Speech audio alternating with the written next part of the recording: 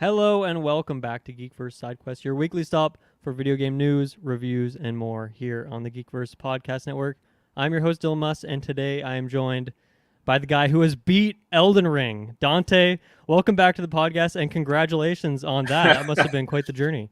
Thank you. I did beat Elden Ring. It was incredible. It was incredible. I didn't want it to end. 170 hours. I could have probably milked another 100 if I really tried, and I probably will before I go into New Game Plus. That's amazing. Well, congratulations, because I've heard the ending areas and whatever bosses and stuff can be pretty hard. And so you did it. So it scales awesome. Well. I think that game definitely ramps you up properly. I think a lot of people talking about the early stuff in Elden Ring and being like, "Oh my god, this is super difficult," and then it gets worse. Yeah. It definitely gets worse, but I think that's for the better. I've been playing more. I'm just very slowly chipping away at it. Without spoiling names of things, I'll just say I'm at the top of a mountain, and there people who've played the game know what that means. But I feel like I'm going slow because I am at 50 hours ish, and it sounds like I have a lot more to do, and I'm like, how? But I'm excited to find out how it's going to take me that much longer. Well, to be fair, I literally scoured every single area in that game, so I think you can easily beat that game in 70 hours. Okay, well, we'll see what happens with my journey. But anyway, for today, we have some fun topics. We're going to talk about some news topics. So we have an update on the sequel to the Breath of the Wild. We have some E3 updates, what's going on there this year, and then PlayStation Plus this has been rumored and talked about for weeks and months at this point, but they finally announced what they're doing for their overhaul or remix of PlayStation Plus. So we'll get into that, and then we'll just talk about some of the games we've been playing in the form of Tiny Tina's Wonderlands, and then or you've been playing that, and we've both been playing Weird West, and then a couple other games we'll briefly mention as well. So that's what we're talking about today. So should be a good time. To get some plugs out of the way, next week's episode is going to be Lego Star Wars The Skywalker Saga review with me and Taylor. So if anyone has any thoughts, questions, topics for that, send them my way, and I'll include that in the episode. We've also been reviewing the Halo TV show. Have you watched this at all? I know you're a big Halo fan. I am, and I do want to actually watch it. I don't have Paramount Plus, though. It's one of those. It's the only one I think I don't have, and I'm every day wondering why I have 90% of the ones I do have. Yeah. So I don't think I can justify it. Well, I have to thank Taylor because I tried to sign up for Paramount Plus for the sake of the review, and it just wasn't taking any of my cards that I have. So I'm like, well, I guess I'm not watching the show because they don't want my money. But then Taylor's like, okay, here's my login info. So I've been able to watch the show. But anyway, we're reviewing that on a weekly basis, so check that out. Thank you to also Taylor for the thumbnails. Thanks to Amanda for the music. Everyone should join the GeekVerse Discord. It's a fun place. Subscribe to the Side Quest feed for the video game focused content. Check out our Patreon to get episodes early and ad free. And then, the Twitters, the Facebooks, Instagrams of the world. And Dante, you can follow him on Twitter at DenAcolyte and on twitch.tv/AdventOblivion. Anything else you want to shout out? What's going on? Anything from you?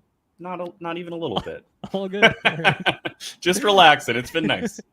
Nice. Okay, let's get right into the news. The first thing is that Nintendo released a little video the other day. They've really established how they announce Zelda stuff, and it's just this guy in a dark room, and he tells you some stuff, and then they show a little bit of content. So we got that as well this time, where they announced that Breath of the Wild is officially, or the sequel, which we still don't have a name, is officially getting pushed to spring 2023.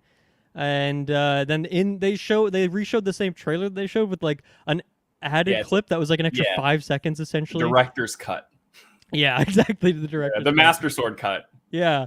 So and in that I guess it's the Master Sword that's kind of decayed or poisoned or corroded. I don't know how exactly you would describe it. Weapon durability confirmed. Yeah. Yeah, it's coming back, baby. Even the Master Sword's not safe. Yeah, it's so that's pretty much it. First of all, how do you feel about the delay? I feel like most people, if you ask them, it was kind of 50-50 on whether or not they thought it was going to get delayed out of this year or actually happen. And I was kind of undecided. I wouldn't be surprised if it did, and it did. So does this hurt you at all? Or are you like, whatever? I was kind of seeing this coming.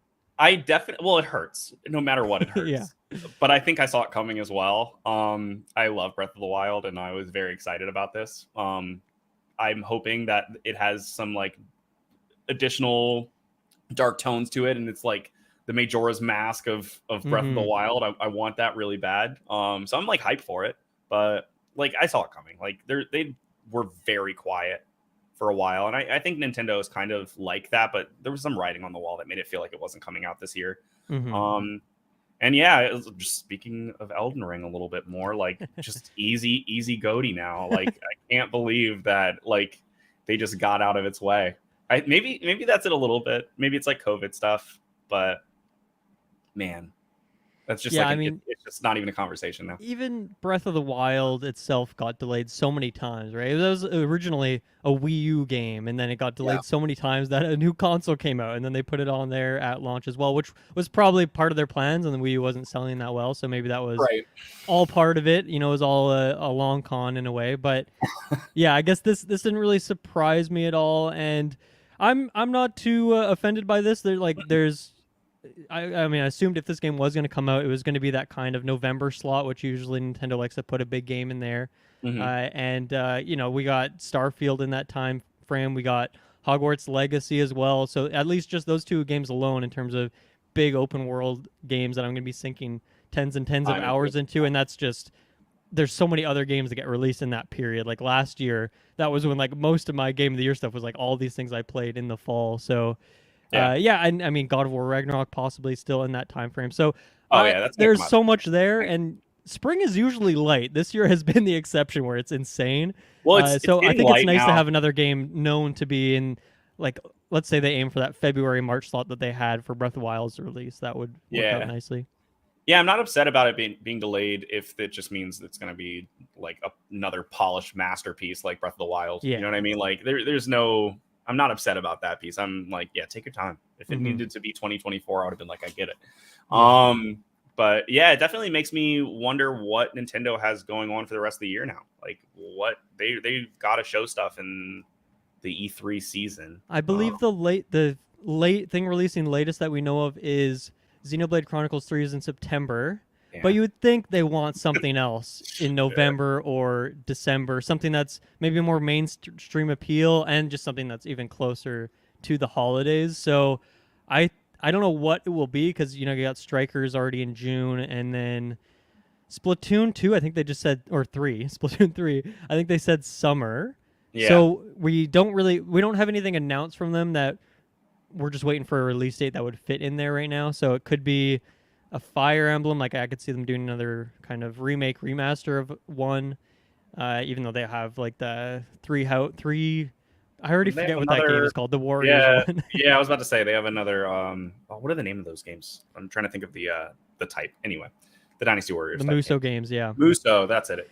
What the hell? Three. What is it called? It's already gone from my mind. No, that game didn't even register for me. Like, no offense, it is just not my vibe. All. Oh my god, I can't believe I can't even think of it. I kind of rolled my eyes at Xenoblade Chronicles 3, even though that is 1,000% my vibe. That's way up my alley. But I did not like 2. So I'm hoping that 3 is something that recaptures me. Yeah. So yeah, a weird fall / winter season for Nintendo, though, I think. Yeah, I think we'll get something else in there. I mean, you know, what's it called? Advance Wars got delayed indefinitely because of things that are going on. So I don't know if they push it back all the way to Christmas. That would seem insane, but it's a thing they could do if they want to. So we'll see. But I guess going back to Breath of the Wild, one day I want to do like a deep dive on, because I never talked about that first game when it came out on the podcast or anything, and I've talked about it a little bit in passing. But I want to do a deep dive on what I'd like to see, expectations, and I just don't know what's going on with the Sky world they're dealing with here. Are we going to explore a new world? Is it going to be the old world with a remix? But we'll go into that at some other time. But at least for this new clip that we saw with this sword, there's really not too much. I mean, I'm sure there's like IGN that has like 20 things you missed in this, you know, trailer. But does this do anything for you? Does this excite you in any way, or give any hints at anything? It's that same trailer, which looks sick. Like at the end of the day, like it does look cool. Like all of the weird gravity stuff that looks like it's happening, getting like pulled through the world, and I don't know, just the implications of this getting Metroided in the beginning of this. Like you had the Master Sword, and oops, nope, now you don't. Yeah. I don't know. I feel like that makes Link come off as potentially weak again. Which is good way to restart his progress. Exactly. Especially considering this is one of, well, I don't know if this is confirmed or not, but like this is one of the first like direct sequels ever. Yeah, for Zelda, I'm trying to think about like a Phantom Hourglass and stuff like that. I guess those are. But in terms of like the mainline console games, yeah, usually they go a different direction. Even on the N64, yeah, those are two kind of separate timeline games. So, yeah, not something they really do very cool. often. Mm-hmm. Yeah, it seems like it comes off as being direct. So, yeah, I don't know. I'm still very, very excited about this thing. I think there's a lot of opportunities for them to just, I was going to say fix things in Breath of the Wild, but I don't think Breath of the Wild has a lot that needs to be fixed necessarily, but just like very quickly update on some like reiterate some really great ideas and adjust them to, I don't know, make a little sense. I think if they take the bones of some of the systems in that game with crafting or weapons and the structure of dungeons and stuff like that, and just do some more iteration on it, I think they could make a really cool game. I think I need to be surprised by this, because I'm thinking that what I love the most about that game, for all it did, was just the moments of just getting lost, going in random directions and coming across some crazy stuff. And if we're in the same map with obviously like a Sky version or a Sky, I don't even know how that's going to be integrated in the game, but I'm just wondering how they're going to be able to do that again if they don't make a whole new map. But at this point, that game came out in 2017. It's going to become like, that's 6 years potentially. Yeah, I know they did some DLC, but I don't know how long or how soon thereafter they started working on the sequel. But man, that's a long time. Like they could have made a whole new map and a whole new world if they wanted to. I don't expect a like replica of the map with a Sky level. Like I think there's like tons of destruction that has probably happened in this world that has created these lofts in the sky, even though like, not to bring up Skyward Sword. But like I think that is going to be the take. I think they're going to have like destroyed and kind of recreated this world in a sense. So I expect a heavy remix of the original world, and that could be cool. Yeah, I hope. I feel like it's not too often that we see that in these open world games, or maybe you do, or it's like a GTA thing where we were in LA before, but that was, they built it from scratch. It's not like they're remaking. They maybe pay homage to a couple areas, but that could be cool. And then I think I could definitely see them doing something else this year for Zelda, and maybe they didn't have something ready to show this week when they did that announcement as like here, play this instead. But I could see a Wind Waker even if it's just the direct port of the Wind Waker HD they did on Wii U and bringing that over to Switch. Or I guess Twilight Princess hasn't seen the light of day in a while. They obviously did Skyward Sword last year. Or even the 3DS ones, which, they're cutting off the 3DS store, so bring some of those games over. So I could see them filling the void with Zelda something this year. Maybe they just weren't ready to show that yet. But that'd be sick. I'm here for some of those Wii U remasters to make their way to Switch. Those are like the best versions of those games. So I would like eat that up in a heartbeat. Yeah. One of my biggest gaming regrets, or not even regrets, but it's just on my backlog, I'm just waiting for the right time, is Wind Waker. So if that came out, I would consider getting that on Switch. Even though it's $80, I still would maybe consider it, because it's just been raved about forever, and I just never got around to it. Before Breath of the Wild, that was my favorite 3D Zelda game. And it's still like, as far as a traditional 3D Zelda game goes, it's still like by far my favorite. It's super good. Yeah, you should definitely get to it when you get a chance. Hopefully they re-release it, and then you have an excuse. Yeah, exactly. I think that's pretty much all. They didn't really show too much, but just a little update there. Jumping into the next thing. So E3 2020. I'm going to be completely honest here, Dante. I thought that E3 this year was already canceled or delayed or like something. So when this happened, I was like, from the ESA. Did I just totally make that up in my mind that already happened? So maybe I shouldn't admit that. But anyway, E3 2022 has officially been canceled. And then like within minutes, I think it was like 20 minutes later, Jeff Keighley swoops in on, I don't know, some flying creature. And he just, Yeah, he's like, okay, Summer Game Fest coming back, and he's gonna fill the void of that. Which, Like I mean, it was. before, I think everyone knew he was gonna do that anyway, or he had already talked about it. But just the timing of it, like he has no respect for E3 anymore. He will swoop in and take their scraps. it was pretty funny. Like before that, like leak happened. I think it is kind of how it initially like got released. I can't remember. Somebody on Twitter was just like, "Hey, this is not happening this year." Yeah, yeah. What's his name?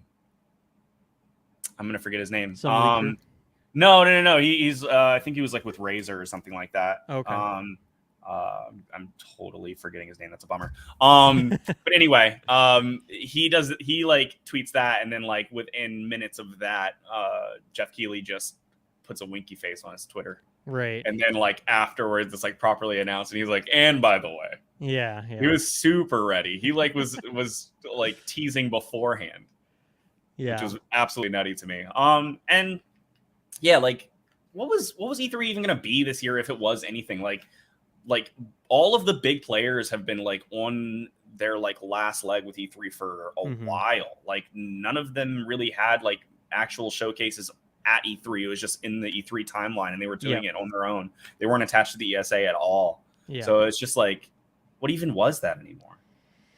Yeah, it's strange. And you know, I think when it comes to Jeff Keighley's shows, he does show off a lot of great stuff, but it's very scattered. It's hard to keep track of. And I feel like Jeff Keighley sometimes just is a very bad at setting people's hype levels in the right place for certain things. Like he'll just get people riled up about a certain announcement, and then it ends up being kind of like a nothing announcement. And then he just won't say anything about something else, and it's just a surprise, and it ends up being just huge. Fantastic. So I don't know what's going on there, but I think he's getting better and better with his Game Awards stuff. Or maybe I shouldn't say that. You just outlined the expectation. If he's super hype, meter yourself, right? Like keep yourself lower. And then if he's quiet, that's when you get fucking like, I don't know, just like out your mind. Yeah. Super excited. So I just hope there's maybe a little bit more organization with this year. And then I also know that IGN also somewhat swooped in the last couple of years and did their like, it's called the Summer of Gaming, or I don't even know anymore. Like these names are so generic. Summer Games Fest. Yeah, and they do something as well, and it's also hard to keep track of all that stuff. So I guess that's what I liked about E3 is even if the Nintendos and Xboxes were on their own stage doing their own thing, at least it all worked within that schedule, and we knew what was going on, and we were able to set expectations and get ready for it. And at least, I will say also from a podcasting point of view, it's like, okay, this press conference is happening on Sunday night at 7 p.m. We know what that means, and we can do some content on it. Whereas some of this other stuff is pretty hard to track, and it's like, oh, I guess Skate 4 got announced today, but then there's also no gameplay or anything. So it's like, I don't know. It's just a bit confusing and messy at times. Yeah, like I still think the major players are still going to have their big events, right? Like Nintendo is going to do a direct, like PlayStation's going to do a state of play, and then Xbox will do potentially a conference again, because they do still do that. Like, I don't know if they've confirmed that they're not doing anything this summer or not, but there's still going to be the E3 season, right? Like, I'm not even like, I don't think the ESA was bringing anything to the table anymore. Like, it was, and like, it's bittersweet, right? The ESA has been an absolute dumpster fire for the past like multiple years, like leaking press contact information to the public and like just all types of stuff that like they never really seem to have fixed. So I was like, people were reserved about wanting to be a part of anything ESA related to begin with, because it's like, okay, now it's like my safety's at stake. Like they're leaking my like address and stuff. It's like weird. But like even then, like so many, it was just like a lot of smaller developers, B-tier developers that were showing up, and like at that point, that I think might be better reserved for just like an indie game showcase or like the PC game show or something like that, where they actually can get some display instead of it just being like press based. I think the other, to me, it's concerning from a management perspective that I don't know if the cancellation here is because we want to do something in person, but it's still not time for that, or like they've had so much time to figure out how they're going to do this in a virtual format and make it work. And the fact that they weren't able to do that for this year is just very telling that like, come on, how could you have had so much time to figure this shit out? You've seen Jeff Keighley's and other people. Obviously, Jeff Keighley has a team that he works with. It's not just him soloing this stuff, but still, like, people have figured this out and they make it work. So the fact that they aren't able to, and I remember that was a thing, I think it was last year or the year before, where just like the cost that it takes for a developer to, or a publisher to get an E3 show is insane. It's like hundreds of thousands of dollars. It's like, no, there's no reason for Nintendo to do that if they can just drop their direct and we'll get just as much airtime. So I don't know. The fact that they weren't able to conjure up anything is kind of sad. And yeah, I've had a lot of great memories from E3, so it's always a bit bittersweet for me seeing these kinds of things, which is no E3 news has been good for the last 3 or 4 years, and that's it's sad, but we're still gonna get something. So yeah. No, they've been sloppy for a long time, and like it's telling that it took it being leaked 2 months ahead of time for them to even mention that they weren't doing it. Like this is just an example of them like probably constantly racing to the finish line over the past few years, and then also just not knowing what they wanted E3 to be in a digital age at all. Like, yeah, they don't need they still rely so heavily on the like booth space and all of that stuff to make it worthwhile. And when nobody's going to that during a pandemic, it's like, all right, now how do we justify these companies spending so much money on just something that's purely digital? They can't. So all these companies pull out, and then they're left with nothing. Which is, I guess, what this year is. But they say they're coming back next year. So we'll see. Yeah, I don't know if anybody's going to give a shit by then. Yeah. Well, they've never ended. It's been like 25 years, and they've never missed one. This is the first time they've actually skipped. So I'm wondering if anybody's going to care next year around. Right. Like, it was a holiday. Now it's gone. Christmas is ruined. Christmas is ruined. Well, I got to say, I cannot wait for Xbox's showcase, whatever they do this year, because I'm sure that's when they'll finally show off Starfield. They'll actually show gameplay and do that Fallout 4 deep dive they did, where here's 15 minutes of what the game is like when you're actually playing it, and more of story hooks and stuff like that. I'm really excited for that. But even just in general, man, all the studios they've scooped up, I don't expect any Blizzard stuff to be there, which I also don't really care about that immediately. But they're still making giant poor decisions. I don't know if there was another huge lawsuit this week, right? This isn't in the news at all, but yeah, like they are sending all of they're bringing all their staff back into in person, and they are also releasing or removing all of the vaccination mandates at the exact same time. It's problematic. Messy time. Definitely problematic. I don't expect that stuff in an Xbox conference, but whatever. I'm excited for that show, and Nintendo will be fun to see what that holiday game is if they announce it there. But yeah, we'll get stuff, and I'm always excited for the indie showcases and things like that are assembled on the side from other content creators around that time frame. So it'll be fun. But I mean, it's going to come so quickly because the games still just keep coming out. Like there has just been an onslaught since like early February here of just games coming out, and I guess April is when it's finally slowing down a little bit. But then even then, it's like Lego Star Wars coming out. I'm excited for Chrono Cross. Like there's a lot this month too. So yeah, we're coming into a lull where it's going to be like more playing games that are just like, all right, this is what I can pick and choose what I want to spend my time with instead of being just like berated by 7 games I want to play at the exact same time. Like I'll have like one game that releases every month or every few weeks at least, instead of 3 games on the same day. Thankfully none of those anymore for me, at least. Everything's a little bit spaced out. I still gotta be Horizon and stuff. Like there's I need the time. How's that going? How far into Horizon are you?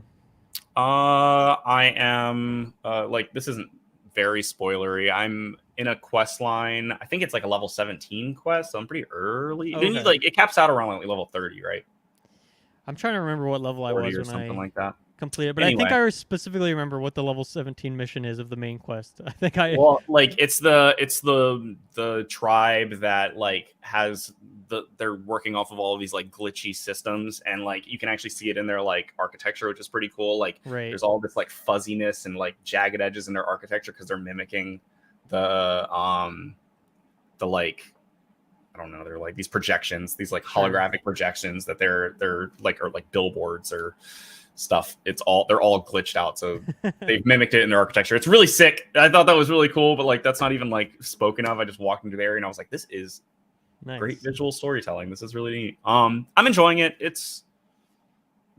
I'm mixed on Horizon. I think we talked about it previously. We don't have to get into it. Yeah, that's fair. It feels like a game that came out years ago, and it's still fun. It's very pretty, but it doesn't feel like a 2022 game to me. That's a very succinct, and I completely agree. Like that is exactly pretty much how I felt about it. To condense my thoughts into a sentence. That's a good way to do it. Yeah. Anything else on this E3? I mean, it's just, even with Jeff Keighley swooped in, he's just like, we're doing stuff this year. Like, he didn't say, here's a date to look forward to. Here, I'm doing something with Xbox. Like, he just said, I'm doing something. So there's not really too much to break down right now. But obviously, when that stuff gets announced, we'll cover it on SideQuest again in the future. But anything else for right now, or should we move on to the next topic? No, it's like I said, it's bittersweet. But Jeff Keighley's going to pick up the bag, so I'm not worried about it. Let's go. Oh, yeah. There's going to be video games that get announced during the summertime. That's all I'm looking for. Yeah, exactly. At the end of the day, it boils down to just that, and we'll get that. Yeah. So. Okay, let's take our first ad break. We'll come back, and we'll talk about some of the games we've been playing. Okay, we are back. I wanted to just quickly update on Kirby. So last week, me and Kirkland reviewed Kirby and the Forgotten Land. Dante, are you a Kirby guy at all? You played these games? You like them at all? Are they... too easy? You don't even care? What's your where do you stand? I like the Game Boy Kirby. Okay, that's the last one I remember intensely. I played the racing one on N64. Right. Okay. I don't remember what it's called. Yeah, I guess it's not Air Ride. I don't know that. I think that's Air Ride. Yeah. Okay. That's it. Okay. That's it. So it's been a while for you. I touched him in a Smash game. Sure. Yeah. And I played about 2 hours of Epic Yarn. All right. So not playing Forgotten Land. Sounds. Like. I'm interested if I can look somewhere that it is more difficult than Epic Yarn, because that was my thing. Like I definitely want a fun platformer to play, but I don't want something that I'm just like brains turned off, press A and jump. Yeah, I don't know if this is going to be that for you. There is some harder moments, and there is like now that So I wanted to update because me and my partner Mads, we just finished the game last night, or at least we rolled credits. But after you roll credits, there's still like this other area that opens up with new levels. So that's pretty exciting. There's kind of some Odyssey.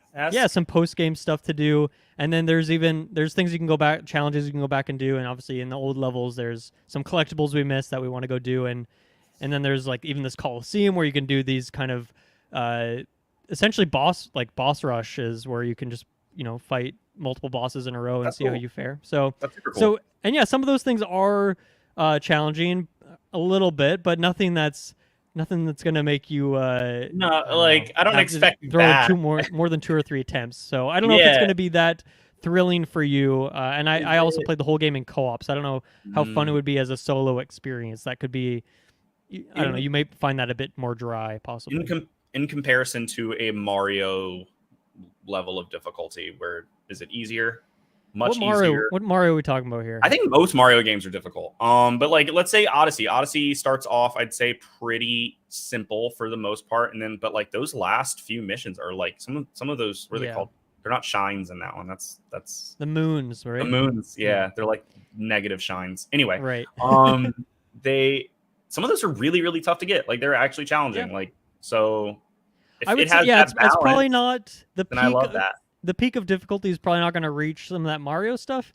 It's somewhere in between there, and the game's also somewhat short, I would say. Okay. I'm not feeling like, oh man, that game was so short, I'm disappointed in its length, but it did feel like it didn't feel like the longest experience either. So I don't know. Right. And obviously there's still more stuff for me to go back and do, but mainly what I wanted to comment on was that this game has one of the most insane finales I've ever seen in a video game. The last level is like super long, and the places it goes in just like a gameplay way, a story way, is fucking wild. Like they just didn't hold back at all. It's as if one of the developers like asked their kid like, oh, what should the end of this game be? And the kid just like goes off on this like 20-minute tangent that only a kid could come up with, and they're like, okay, we'll do that. And they just made that fantasy into like the finale of this game.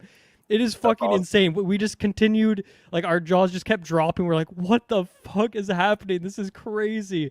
And it was amazing. It wasn't like this incredibly difficult experience or anything, but it was just really fun going through this insane last level and crazy finale.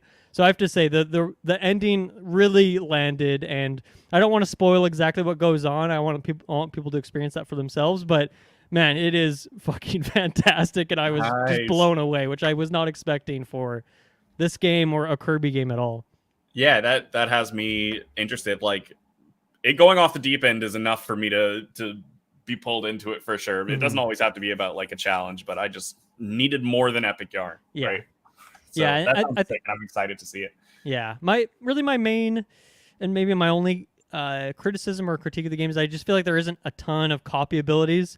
And at least maybe the way they paced it, because there's 12. 2 of them are kind of like more like, one of them's like Sleep Kirby, where you just put on your sleeping cap and you heal, and then that's the whole ability, you know. But there's like 10 like actual abilities, and you do upgrade them, and the different levels feel good. But it's just, I just feel like there's like, I need another like handful more. I needed a few more, and the thing is that like the second half of the game, you've already experienced all of them, so you're not discovering any new ones. So even if they took the ones they had and just spread them out a bit more, I think I wouldn't have had that criticism. But just from thinking about the DS one that had like 40 copy abilities, to go down to 10 feels like, okay, you guys cut quite a lot here to focus on other stuff. And I think the things they focus on are good, and the upgrades are pretty substantial. Like the different levels you get to them are pretty sweet, and they got added the mouthful mode, obviously. But I just needed like a few more. But overall, I'm very happy with the game, and like I said, rolled credits on it, but I still have probably another like maybe 2 or 3, 4 hours worth of stuff to go back and do. So I'm really glad I got it. I don't know if I'd recommend it for everyone, but as a co-op experience, it's been a lot of fun and nice. Good game. Yeah, I don't know. I'm in for a tight little platforming adventure. Like if I just need a break from all of the brutal shit that I want to play all the time, like sometimes it's nice to have a little cheery adventure. Yeah. But then that little cheery adventure is like a full price, like $80 game. So you gotta decide if that's gonna be worth it for you. Pricing gets me every time. That's yeah, brutal. That is brutal. Yeah. $60, and of course it's a Nintendo game, so it's never gonna go on sale. Yeah, like at most in like 2 years, you'll like 15% off is the max. But maybe they'll switch it up, but probably not. That's what it's gonna be. Okay, let's move into the next game. So you've played and finished Tunic. Like I said, we kind of talked about this before the cast, but I raved about this the last 2 weeks, so we won't go too in depth on it, but I'd love to hear your thoughts on it, because I fucking loved the game, and I mentioned this last week. I haven't finished Elden Ring yet, so for me, that GOTY discussion is still up in the air, where I loved Tunic, Elden Ring's great, and Triangle Strategy also for me is still up there. So it's those three kind of battling for GOTY right now. So that's how much I love Tunic, and I'm curious where you are with it. I genuinely really, really love Tunic. I ran into a fair bit of like bugs and stuff in Tunic that were like pretty brutal, that like would kill me, that were pretty frustrating. Like you get that like that dash ability at some point. And like I've found like multiple ways to just dash off of the map completely, like just fully breaking through stuff. So I got a weird thing where I dashed onto a platform and I was playing on keyboard, and like because I wasn't using an analog system, I like couldn't teleport off the thing because the angle, I couldn't hit my keys in a way that would let me go in this weird 30-degree angle, and it was like, come on. Isn't that one of those games where they're like, you need to play this with a controller? Didn't they say that ahead of time? It feels hinted at, but when I started the game, I was out of town and I didn't have my controller or my plug, so I was like, okay, I'll just start it on keyboard, and then it's like, well, I'm kind of used to this now, so I'll just kind of flow with it, and it made certain things more difficult, I'll say, without spoiling stuff. Bet. But, yeah. I bet. I could imagine playing that game with keyboard, and I played most games with keyboard and mouse. Yeah, I absolutely adored that game. I'm a big fan of Fez. I'm a big fan of The Witness. So like any type of game that makes me like really dig into the environment and find secrets and like do some like scribbling in a journal to remember things, like I think is excellent. Like the aesthetic is awesome. That game is beautiful consistently to the very end. It constantly has like puts these jaw-dropping visuals in front of you. I actually enjoyed the combat quite a bit. Like it's very simple. Or it's like a simplified version of like a Zelda crossed with the Souls game. Like you have iframes in your dodges. But I also found myself treating it exactly like I treat those games. Like I pretty much ignored the fact that I had a shield. Like I found the shield button actually be pretty annoying because it was swapped from what I would usually expect it to be, and you can't change your controls on, like, you can't switch right trigger and left trigger. Like I would have done that in a heartbeat. I guess there's things in the game that are kind of in the instruction manual. They really set things up very intentionally. So I guess maybe that makes it difficult for them to switch buttons around, but that still feels like, okay, you should find a way around that. So you didn't use like parry at all. I feel like you're a parry god playing Sekiro and stuff. I'm surprised you wouldn't have. I didn't even know you could parry. Oh, really? I did not know you could parry in that game. I mean, I assume you can. You can do like a thing where you like swing your shield, and it seems like a parry button. Although I'm so bad at those timings. I just pulled my shield up constantly. There's probably a whole button I never touched. I think if you just click the shield button very quickly, it does like a. Nope. I just iframed through everything. Like that's just my. I don't know. They very clearly in the which is the coolest instruction manual in any game. This like digital version of this instruction manual that is like very SNES. It reminds me a lot of like Super Mario World or something like that. And you get that and you're like actually flipping through this big booklet, and there's scribblings all throughout of like notes that the person has made, even though their language is the same as the language in the book. Even if they like do a verbal note, you can't read it. So you just have to use context clues, and you collect these pages, and that's kind of where I'm at. I just need to collect the rest of the pages to get to whatever the secret ending is. But like playing it through just to get the basic ending, I had a blast. I adored it. And it, like, I don't know, coming off of Elden Ring to another game that immediately made me like really think about my combat skills, and also be not like handheld in any way, just like, here's the world. It's going to be a bitch to get around in this place. Everything's trying to kill you. And there's going to be a lot to explore and find out, lots of little nooks and crannies. And that's like, that is my style of video game in like a nutshell. I'm a big fan of like 2D Zelda games as well, or Zelda in general. So like it hit on that note. It hit from the like Fez Witness side, and then it also seriously hit from the FromSoft difficulty side. So it was like it's checking a lot of boxes for me. Sweet. Yeah, I loved it. It was amazing. Worth the wait too. That game's been in development for like 7 years. Oh my god, it's insane. And the music, oh my god, the music's so good. Within like 5 minutes of playing that game, I was like, I need this to be on Spotify, which I haven't checked for yet. I've added like a good like 12 songs into my gaming playlist. That's happening like right the second. I waited until I was done the game because I didn't want to. I like to hear the music for the first time in the game, but yeah, I went back and just I've listened through the soundtrack like multiple times in the last week as well. It is truly exceptional. It is like one of the best by far one of the best video game soundtracks I've heard in ages. I would agree with that. Yeah, it is a joy. You know what I'm just realizing right now is that we went past news into what we're playing, and we totally skipped the PlayStation Plus thing. So we're actually going to go back into news, and then we'll come back to Tiny Tina. Do you have anything else on Tunic, or should we go back to that? No, Tunic rocks. Go play Tunic. Yeah, it does. It's just like a Tunic shortcut. You know, we shortcut it over to the Tunic news, and then we came back over. Maybe a little breather before hearing about some more bad news. E3 is gone, and Sony doesn't know what the hell they're doing with this. God damn! It's a Sunday morning. You know, I'm still drinking my tea here. I'm still waking up. So gotta give me a break. You got excuses. Yeah. Okay, so let's. We're not gonna take an ad break. Let's just go right back to PlayStation Plus. So PlayStation Plus. Yeah, this has been kind of PlayStation Spartacus is what they called it for months or weeks and stuff. And people have been talking about how there's going to be PlayStation's going to change PS Plus. They're going to fuse with PS Now, add more features, and it's going to be this Game Pass competitor.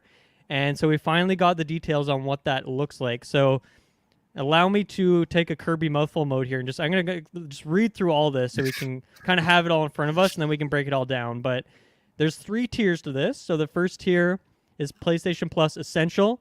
And this is essentially just PS Plus, what it is right now. So you get some games every month that are downloadable. So, I don't know, in the past they've done games like Maquette or Rocket League, and sometimes it's older games as well. Yeah, But anyway, they two put some big, they downloadable put big games. games on there occasionally, like a 2-year-old Sony title they'll put on there. Yeah, there's some good additions and some weird ones. But anyway, 2 new downloadable games a month, exclusive discounts.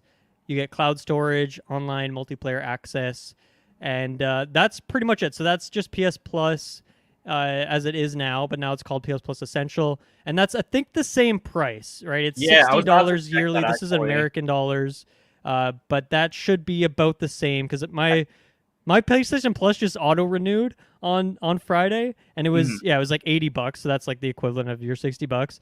And it was funny because when auto renewed, I'm like, man, I am not playing anything on PlayStation right now, so I actually just got a refund on that. I went through the channels and got that figured out because I'm like, I'm not playing this right now. But anyway, so that's why I think it is this exact same price as it's the same. Plus. Yeah, it's the same. I just checked. And then we got PlayStation Plus Extra. So here you get everything from the above tier, but then you also get a catalog of 400-ish of the most enjoyable which is a funny way to word it, the most enjoyable PS4 and PS5 games, including blockbuster hits from our PlayStation Studios catalog and third-party partners. And then games in this tier are downloadable. Yep. So that's going to increase your yearly amount to $100, so an extra $40 a year if you want to get those games. So that's very much like the Game Pass equivalent part of it. And it'll be curious to see what third-party partners means, and if that means like day one indie games or if that's just older things from the catalog. We'll have to wait and see on that. And then I'll just read this last tier here is the PlayStation Plus Premium tier. So of course this has all the extras from above, and then you get up to 340 additional games, including PS3 games available via streaming, so not downloadable, streaming, and then a catalog of classic games in both streaming and download options. I don't know if this means all of them are both download and streaming, or if it's one or the other depending on the title. But that's for original PlayStation, PlayStation 2, and PSP games. You'll get some cloud streaming access for those same things as well as PS4 games. And then time-limited game trials also is offered in this tier. So I don't know if that means they're demos, right? Yeah, I don't know if that means just PlayStation Studios games, if that means they're going to reach out to third parties and get more demos going on. But that's what that is, and that's going to be $120 a year. So double the cost of the essential tier. And then there's this PlayStation Plus Deluxe, which is just in select markets, and I guess this is for regions that don't have as... I'm guessing this means for essentially areas that don't have as strong of internet, and so they're going to come up with some solutions to... essentially no cloud streaming games. It's just downloadable games, but therefore you're not going to get any PS3 stuff. It'll just be for those original games. So I guess anything that would have only been streaming is just not going to be included here. And the price here is, going to vary depending on which market that is. So that's not, US or Canada. That'll probably be smaller. Or it could even be areas in the US or something that have worse internet. I don't know how granular they're going to go with this, but we'll see what that means. So... yeah. Dante, just, we'll go into some of the nitty-gritty of this, but just as an overall, when you read through this, saw this, what did you think? Is this the Game Pass competitor? Is this just a slight upgrade? What do you think? It's like, I think it's Sony not understanding what makes Game Pass interesting and enjoyable, and them trying to do something in that realm and not. Like, they just don't even, like... Up to Plus Extra, like, I can argue that seems financially viable, and like, yeah, you get to play some PS4 and PS5 games. They're not going to be brand new PS5 games. I'm pretty sure. Definitely not. Yeah. So, or at least not PlayStation Studios games. Maybe they get like an indie game. To hop in there at launch, like they've had before. But so I'm not sure if they've put this list up of what the most enjoyable games are supposed to be, but like it is really just a I don't know, it feels like almost an extension of just what PlayStation Plus is. Like, this is something that they probably should have been doing a long time ago with PlayStation Plus, I would say. Or maybe not necessarily to this extent, but like in my head, PlayStation Plus Premium and PlayStation Plus Extra should be swapped. And all of those back catalog games, those PS3, PS2, PSP games, should be a part of Extra, but they should Right. be emulated, right? Like, I don't understand how, like, if anybody's played or used PlayStation Now before, but like, I have very, very good internet. I have very, very good internet. Yeah. And I played God of War, the God of War series through PlayStation Now, and it was abysmal. Like, in that, like, I'm sure some people have had like good experiences with PlayStation Now. I have not.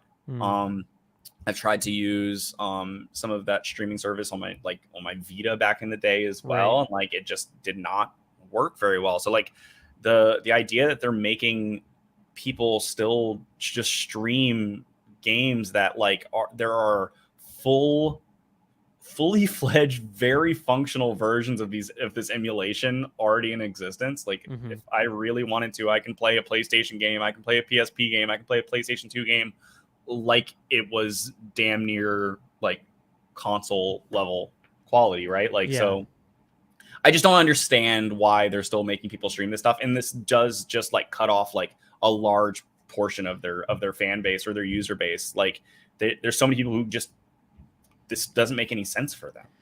Yeah, that to me, that's one of the big problems, is just that is you're really nitpicking on people who, one, have, I mean, a lot of people don't even have the option. They don't live in an area that has good enough internet for it to work. And then a lot of people who even live in those areas might not be able to afford just this really expensive internet so they can do this stuff. Or people might even be in your case where they have really good internet, but the tech is still not great. And so it's not even that good of an experience. So it just, the streaming part of it is really a bummer. And I think that's just one of the things. I mean, the PS3 back in the day was such an issue for developers because it's just such weird tech, and it sucks that they weren't able to find any solution for PS3 games to be able to be playable on the PlayStation 5 natively, and instead that entire catalog is going to be streaming. So, I mean, it's hard to say because PlayStation Now, as it exists right now, has PlayStation 1 and 2 games on there, and I guess it also has PSP games, I'm assuming. I've never actually subscribed to the service, but I was guessing that they already had some of those in there. I don't know if it has PSP games. Okay. It must, because like I feel like I've seen box art for PSP games in there as well. I feel like they would have, and I was under the impression that all of those were just cloud streaming, but it seems like, so the download part of it is new. Wait. Yeah, PlayStation. Oh no, this is just talking about the updated one. The new one. Yeah. See, because I'm curious about that, because that seems like a good addition. But even then, it's like that's not Vita. PS4, PS3, PS2. So no PSP games. Right, and Vita is just in the dust. I mean, I guess that's technically still, they still have the store up for Vita, so you can still play those games naturally. So but here's the other like absolutely wild part of that. If I were to just get PlayStation Now and PlayStation Plus, it would be $70. Yeah. And now the only way to get PlayStation Now is to spend $120. Which is insane. So $17. This is monthly though. So $9.99. It would be $20 a month. Okay, that's actually, never mind. I take it all back. It's $3 less to have both now. Okay, even if you got up to Plus Premium. I'm looking at the yearly cost and getting like sticker shock every single time. It'll surprise you. I'm really curious how the internet in Japan is. I wonder if that, I mean, obviously PlayStation is very much an American thing now. Like, all of the people making these decisions, or at least most of them, are people in the US who live in this market. But I wonder if that's like a good thing in Japan, is the internet quality and being able to stream games, and if that's something that's less of a problem there than it is over here. But anyway, let's see. So yeah, Essential, the price is the same. That's not the same. Extra, I'm really curious what this is going to mean, and they don't say anything here about how often or whatnot they're going to be adding and switching out that roster. I would assume the PlayStation Studio stuff is going to be there, permanently. Like, if it's a Uncharted game, it'll just be on there, and it'll always be on there. And third-party stuff obviously would be timed to some extent in the contracts. But I wonder how often they're going to be adding new games onto the service. Obviously, from the PlayStation Studios, I'm curious to see that too. Like, how long do you think it's going to be before, when Ragnarok comes out, to when it goes to PlayStation Plus Extra? Do you think it's going to be a year, 2 years, less than that, more than that? I think it's definitely going to be a good bit of time, like 18 months, right? Like they're gonna want to make their money on it before they even release it in a free capacity, right? Like, or in the subscription service, which is just like so in such a different thought process to what like Xbox is doing, where Xbox like is really making Game Pass like the deal of a century. And like if they wanted to, they didn't like, I feel like if they're just going to do this, they didn't need to compete with it at all. Like, right. Like I don't know that they are competing at the level, and people were going to pay the $10 a month anyway to get internet to be able to play online with people. So like, why do this if you're not going to just like fully go for it? Yeah, I mean, it really, for me, it kind of remains to be seen. I just got to see what these 400 games are, because that is a lot of games. I think Game Pass is around the 200 games. But it could be like 10. It could be 10 games. It just says up to 400. Yeah, that's true. That's true. Well, and then there's even an asterisk on there, so like, who knows exactly what that means? But yeah, I think I got to see what that is, because like if this and they also, I don't think they said when this is launching, right? I don't see it on here at all. It's not in the blog post, so I'm guessing it's still going to be some time before they talk about that. Jimmy Ryan didn't spill the beans on a release date. By the as we get closer first to half launch of 2022 is what I'm seeing here. So maybe this year, the later few months from now. Oh yeah, it does say we aim June, to have. I guess, is the first half of 2022. So yeah. Okay, so so I wonder like when that launches, is like Ratchet and Clank on there? Because that's pretty big still. Like that game is still pretty new. But if it's not, if it's just older stuff, then that's last year. So I wouldn't be surprised. Like, but then again, like the PlayStation 5 catalog is like slim still. So like, what games are they going to put on there? Like, Demon Souls, Returnal. Both first party, yeah. Yeah, like those make a lot of sense to me. I can't think of a whole lot else that would make sense outside of like a lot of third party titles.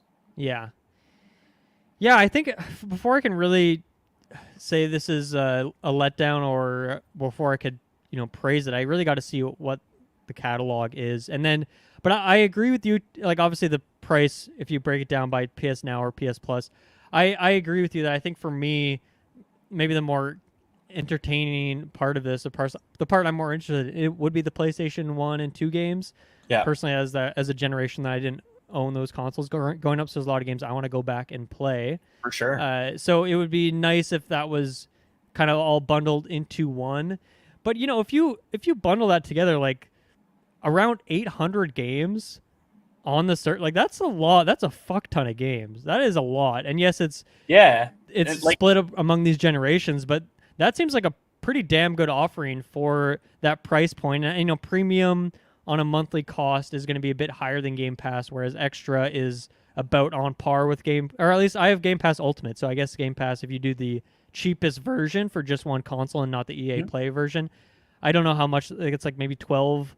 I'm also thinking in Canadian dollars, and then these things are all in US dollars, so I don't know the calculus off the top of my head, but it's around premium, maybe a little less than premium for just default Game Pass.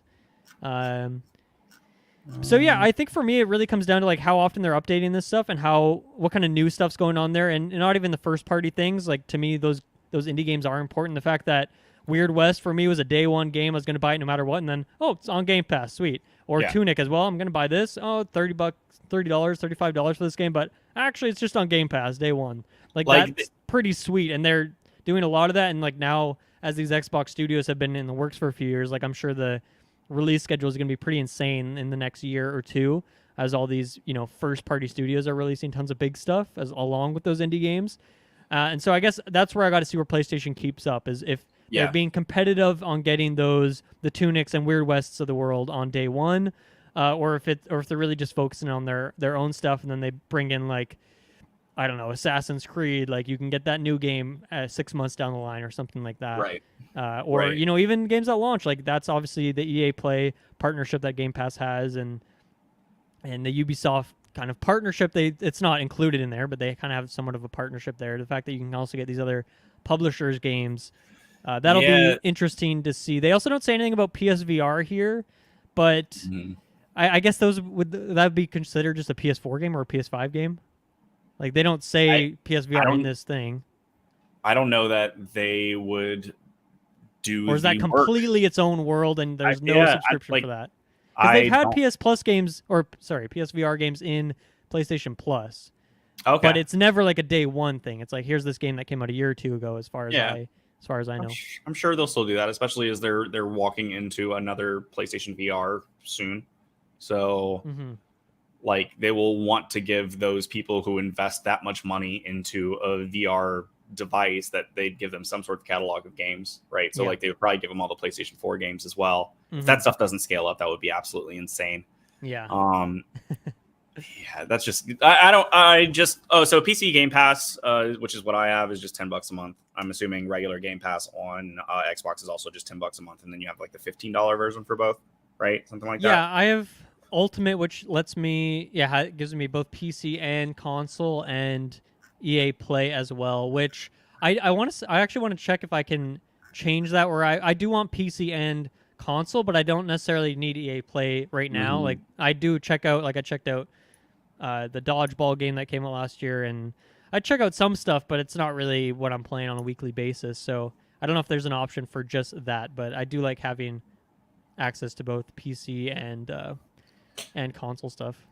Yeah, I'm dinking around on the plans right Mhm. now, but yeah, it'll take me a while to pull up any. I think So another- Ultimate is 15, console and PC are both 10. And the Ultimate just comes. No, actually, the regular PC one comes with EA Play also. So like EA Play is just kind of a part of it, even at the cheapest version. Sure. At the $10 version. That's what I was a little confused because you were like, oh, I have Ultimate, but I also have the EA Play. I was like, I don't have Ultimate, I don't think, and I also have EA Play. Oh, okay. So, okay. Yeah, I just pay for the. I PC guess one. if you want the EA games on console, that's where it gets a bit wiry, but. Yeah, and that is the case. Yeah, you do not have EA Play on the console version. So that's probably one of the reasons why I got it, because I wanted to play that dodgeball game that I can't remember the name of for some reason, even though I liked it. I wanted to play that on console, so that makes sense. So another thing I want to dig into here is the premium tier has the time limited game trials.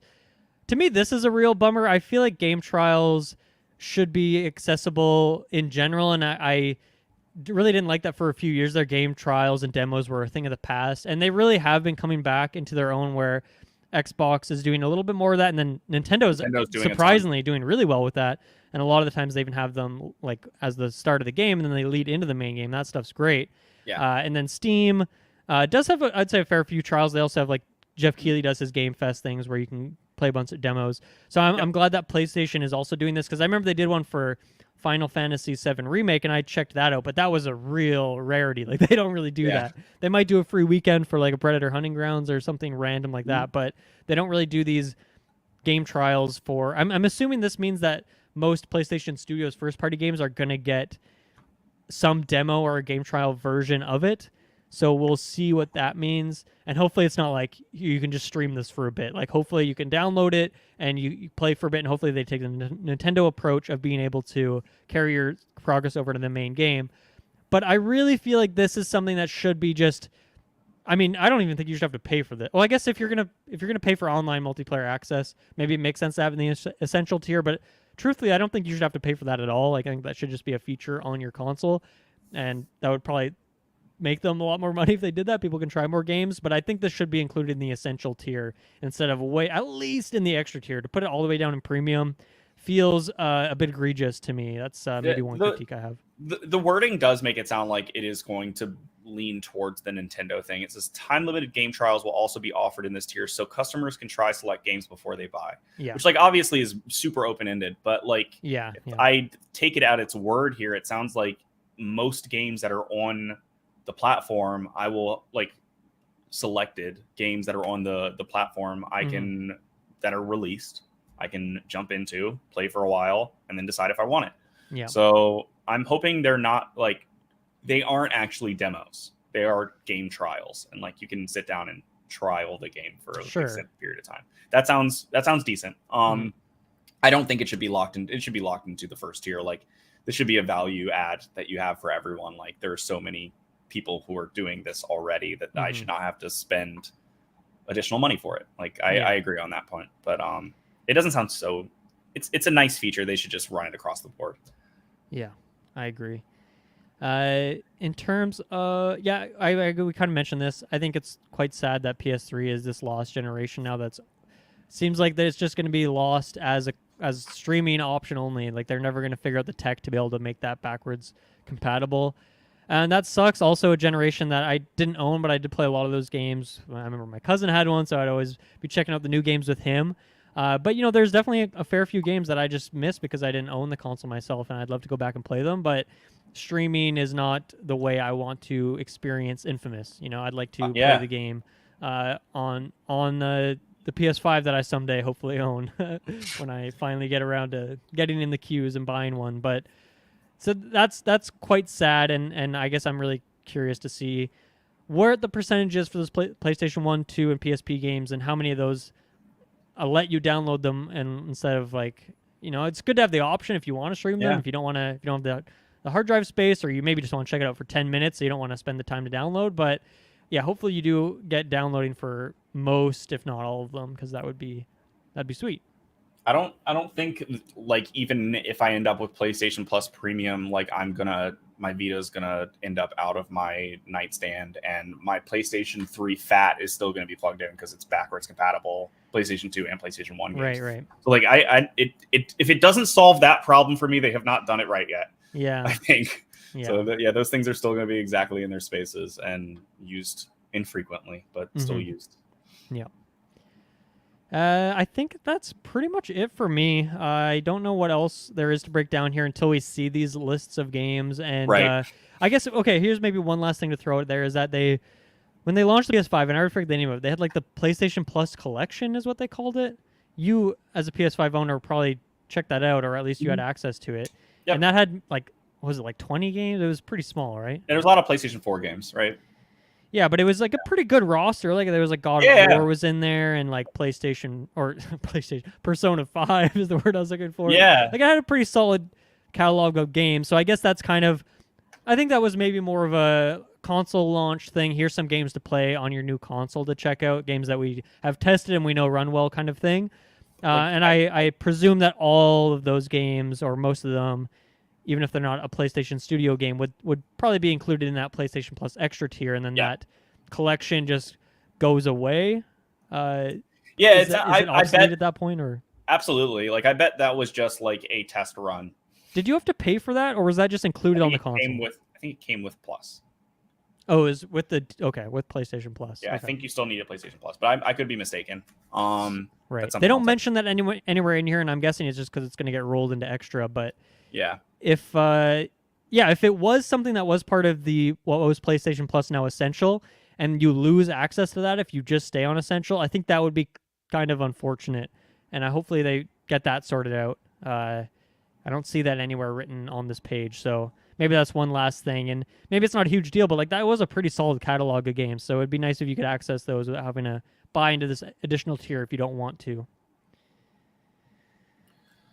And yeah, any last points from you on this PlayStation Plus stuff? No, I'm with you. I really do need to see kind of like what they release. I hope the reaction to it, and it's been a pretty similar reaction across the board. I think it is pretty meh, right? Like people are pretty kind of like, okay, I guess, like hopefully you guys do something cool with this. And I hope they hear that and they make adjustments and they work on getting like third-party titles day one, some first-party titles day one. Really make this worth the money, because right now Game Pass still slaughters this. Like it is just not in the same ring to me. So yeah, fingers crossed that there is enough fire behind them that they make some adjustments. And, you know, I will say as a last point that PlayStation Plus, I feel like the PlayStation Plus 2 to 3, 4 games they add every month have actually been pretty good for the last year or two. Like I feel like I think they're on a major downswing for maybe a year or two as well there. Whereas like, come on, man, these are old. Like no one really cares about these, or you can get these on sale for like $5. Like why is this game here? but I feel like at least since the PlayStation 5 launched, and maybe even a bit beyond that, they've done a really good job of like, oh, here's like a third-party new game that's actually here like the month it comes out. And I know Yeah. personally I've added a lot of those PS5 games to my account, even though I don't have it yet. And when I get my PS5, like here's like 10 sweet games that I'm actually excited to check out. So I think that's, if anything, that's a good sign that they are maybe getting a better.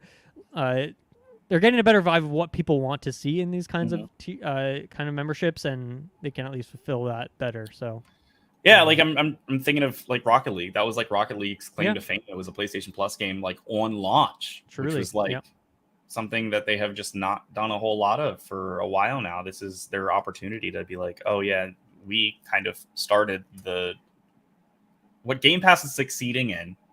They have done in the past before Game Pass's existence. Right. So like all they have to do is just get with the program and just start doing that again. Like release new games on Plus, like brand new games. And it took, to be fair, it took Game Pass a while to get to where it is today, and for sure, it's pretty fucking awesome now. But yeah, it took a while where I was like, I don't really know why I'd subscribe to that. I don't really have a reason to, and yeah, now it's like, oh, I'm never unsubscribing. It's just fucking awesome. But yeah, it took a while to get to that point. So for sure. Anyway, but yeah. I think that's about it for that one. Let's take another ad break. We'll come back and we'll get back into the games we've been playing. Back onto our regular scheduled programming. Let's take a quick break. All right, Dante.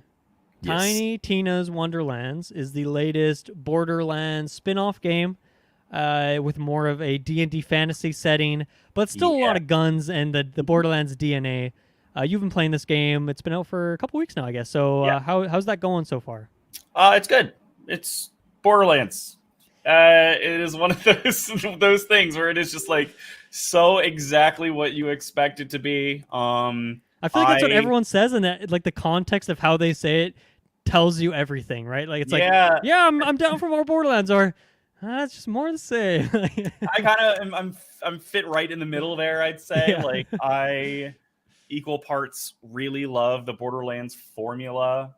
I hate Borderlands humor, that like South Park style humor. Like it drives me nuts, and like within a couple hours, I'm pretty quick to just sliding the audio slider all the way down and just putting something on my other screen. Put some Tunic soundtrack on, or like I usually just like catch up on news and stuff on the other end. Like I'm just a boring old man. So yeah, it's one of those things where like I love the shooting in Borderlands games, so I was down for another Borderlands game, and then the second I started playing it, I was like, oh, this sure is one of those. And like for better or for worse, right? Like it most of the time it still feels like an Xbox 360 game, like at the end of the day, which is equal parts good and bad. It's just incredibly formulaic. The D&D portion, actually the fantasy style removes something for me where I think a lot of people enjoy it more. I'm not a big fantasy person. I like sci-fi a lot more than fantasy. So like it was one of those things where tooth fairies and goblins and stuff like that didn't really like. I like robots. I like shooting robots more, I think. And yeah, I don't know. It's repetitive. It is grindy. It is like a Diablo, but you shoot guns, and it just so happens to be a fantasy now. And the fantasy humor is not good to me. No, it is not good. Like I wish I had an example of something that was like just so. Oh my God, I want to put this down for a moment because I can't stand to hear it anymore. But like then it brings me right back with like a really, really good encounter. Like I'm playing it on one of the harder difficulties, which has been like challenging. So that's been like fun for me. And like I do like just like climbing the mountain of just like getting through some of these tough encounters. But like and the magic that you have now, instead of having grenades, you have magic. And those are really, really cool. Like they do change up the flow of combat quite a bit. Like the magic, I think, is more varied than the grenades are. Like the grenades were like sap health or do electricity damage or this or that. And the magic does that as well. But like in addition, it has different ways it approaches doing that damage. Like it can shoot a beam, or there can be like an AoE effect around you, or it can be like an effect that starts right in front of you but paths through the map like an earthquake, right? So there's like all types of like magic that adds to like variation of guns you're getting. So there's just like so much more now, which I actually love. Nice. You also aren't starting off with a cookie cutter character. You're starting off with kind of create a character. I Really? think this is Cool. you spend some time creating you're doing your character sheet, right? Like in D&D. And you like customize that. It's pretty limited customization, but it's good enough to make you feel like you made your own character. But I think that has also some detriment too, because it has benefits and detriment, because like the Borderlands characters were always so just like very specific that I felt like it had an opportunity for you to create some very like cool builds within this character. Whereas now it's a little more open, or a lot more open, I'd say. You start off with it used to be your characters had 3 trees. You start off by picking your main tree, which is just like you start off with 1 tree, and then you get a subclass, and you can choose any of the other classes as well. So you end up with kind of 2 mixed trees from 2 different classes. Cool. And that, I think that's really neat. Like, it does add for like an insane amount of variation, but it also just like adds a level of intimidation too, because like until you beat the game, you can't experience anything outside of that first subclass you pick.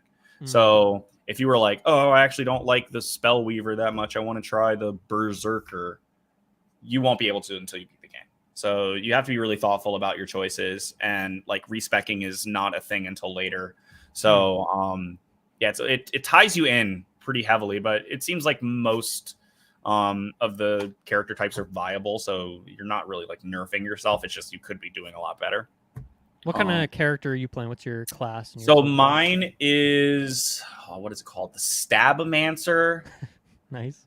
And my subclass is the Spellweaver, I think. And like so you have armor sets that are specific to your different classes, and like you'll actually end up with like some specific subclasses on it. So I think that combination is called the Trickster, right? So I send out this blade that I can move around on the map whenever I press Q. Like I send it out and I have this extended period. It's just this cycloning glaive that you can just like throw on top of enemies, which is really sick.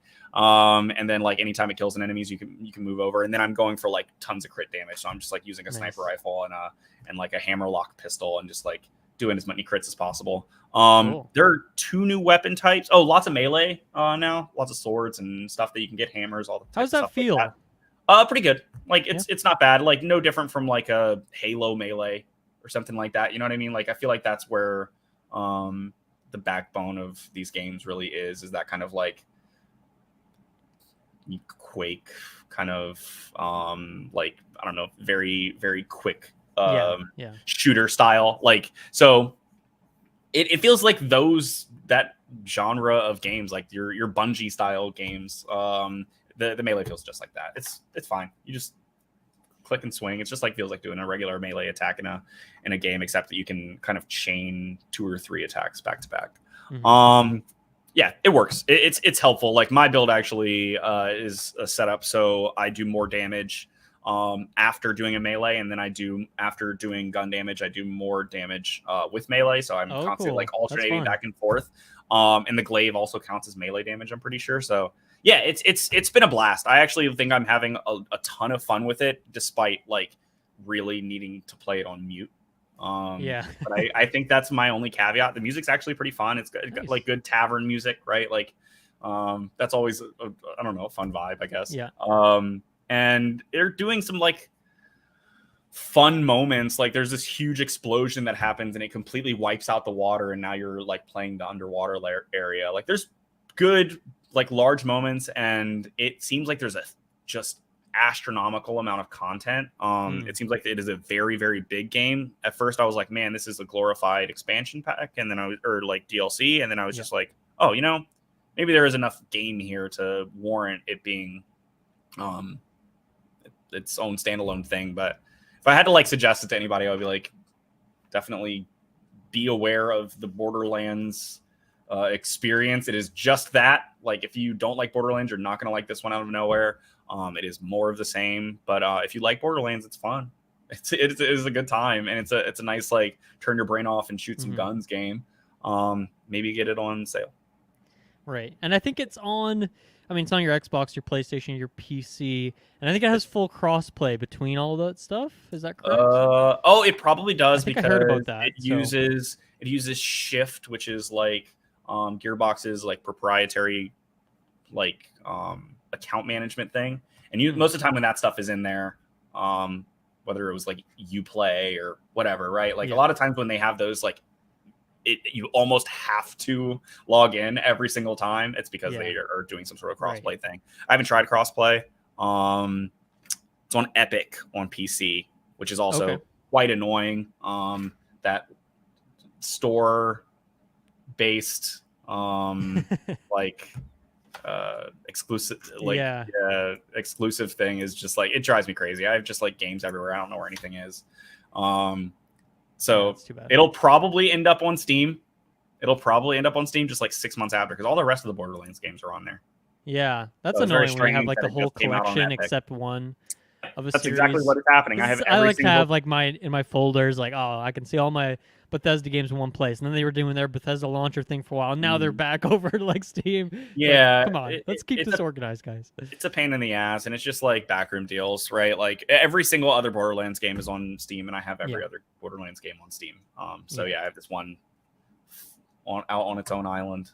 I wanted to ask you about the exploration part of it, because it seems like there is kind of this overworld that you're on like a little bobblehead, you're kind of cruising around. So does it still play the same in terms of like all these areas are connected? And from what I remember in the older Borderlands games, it's like a large area, but then you go through a loading screen to get to this new zone. Is that still the same thing, or is it kind of separated and disconnected because you have this bobblehead that you're cruising around the map with? Yeah, that's a good point. Like I think the structure of the game is actually like pretty different. Like whereas previous Borderlands, you have this like pseudo open world, like you have like very, very large environments with their own things going on, and then you cut over and then you get a loading screen, and it still feels like they're connected though. You know what I mean?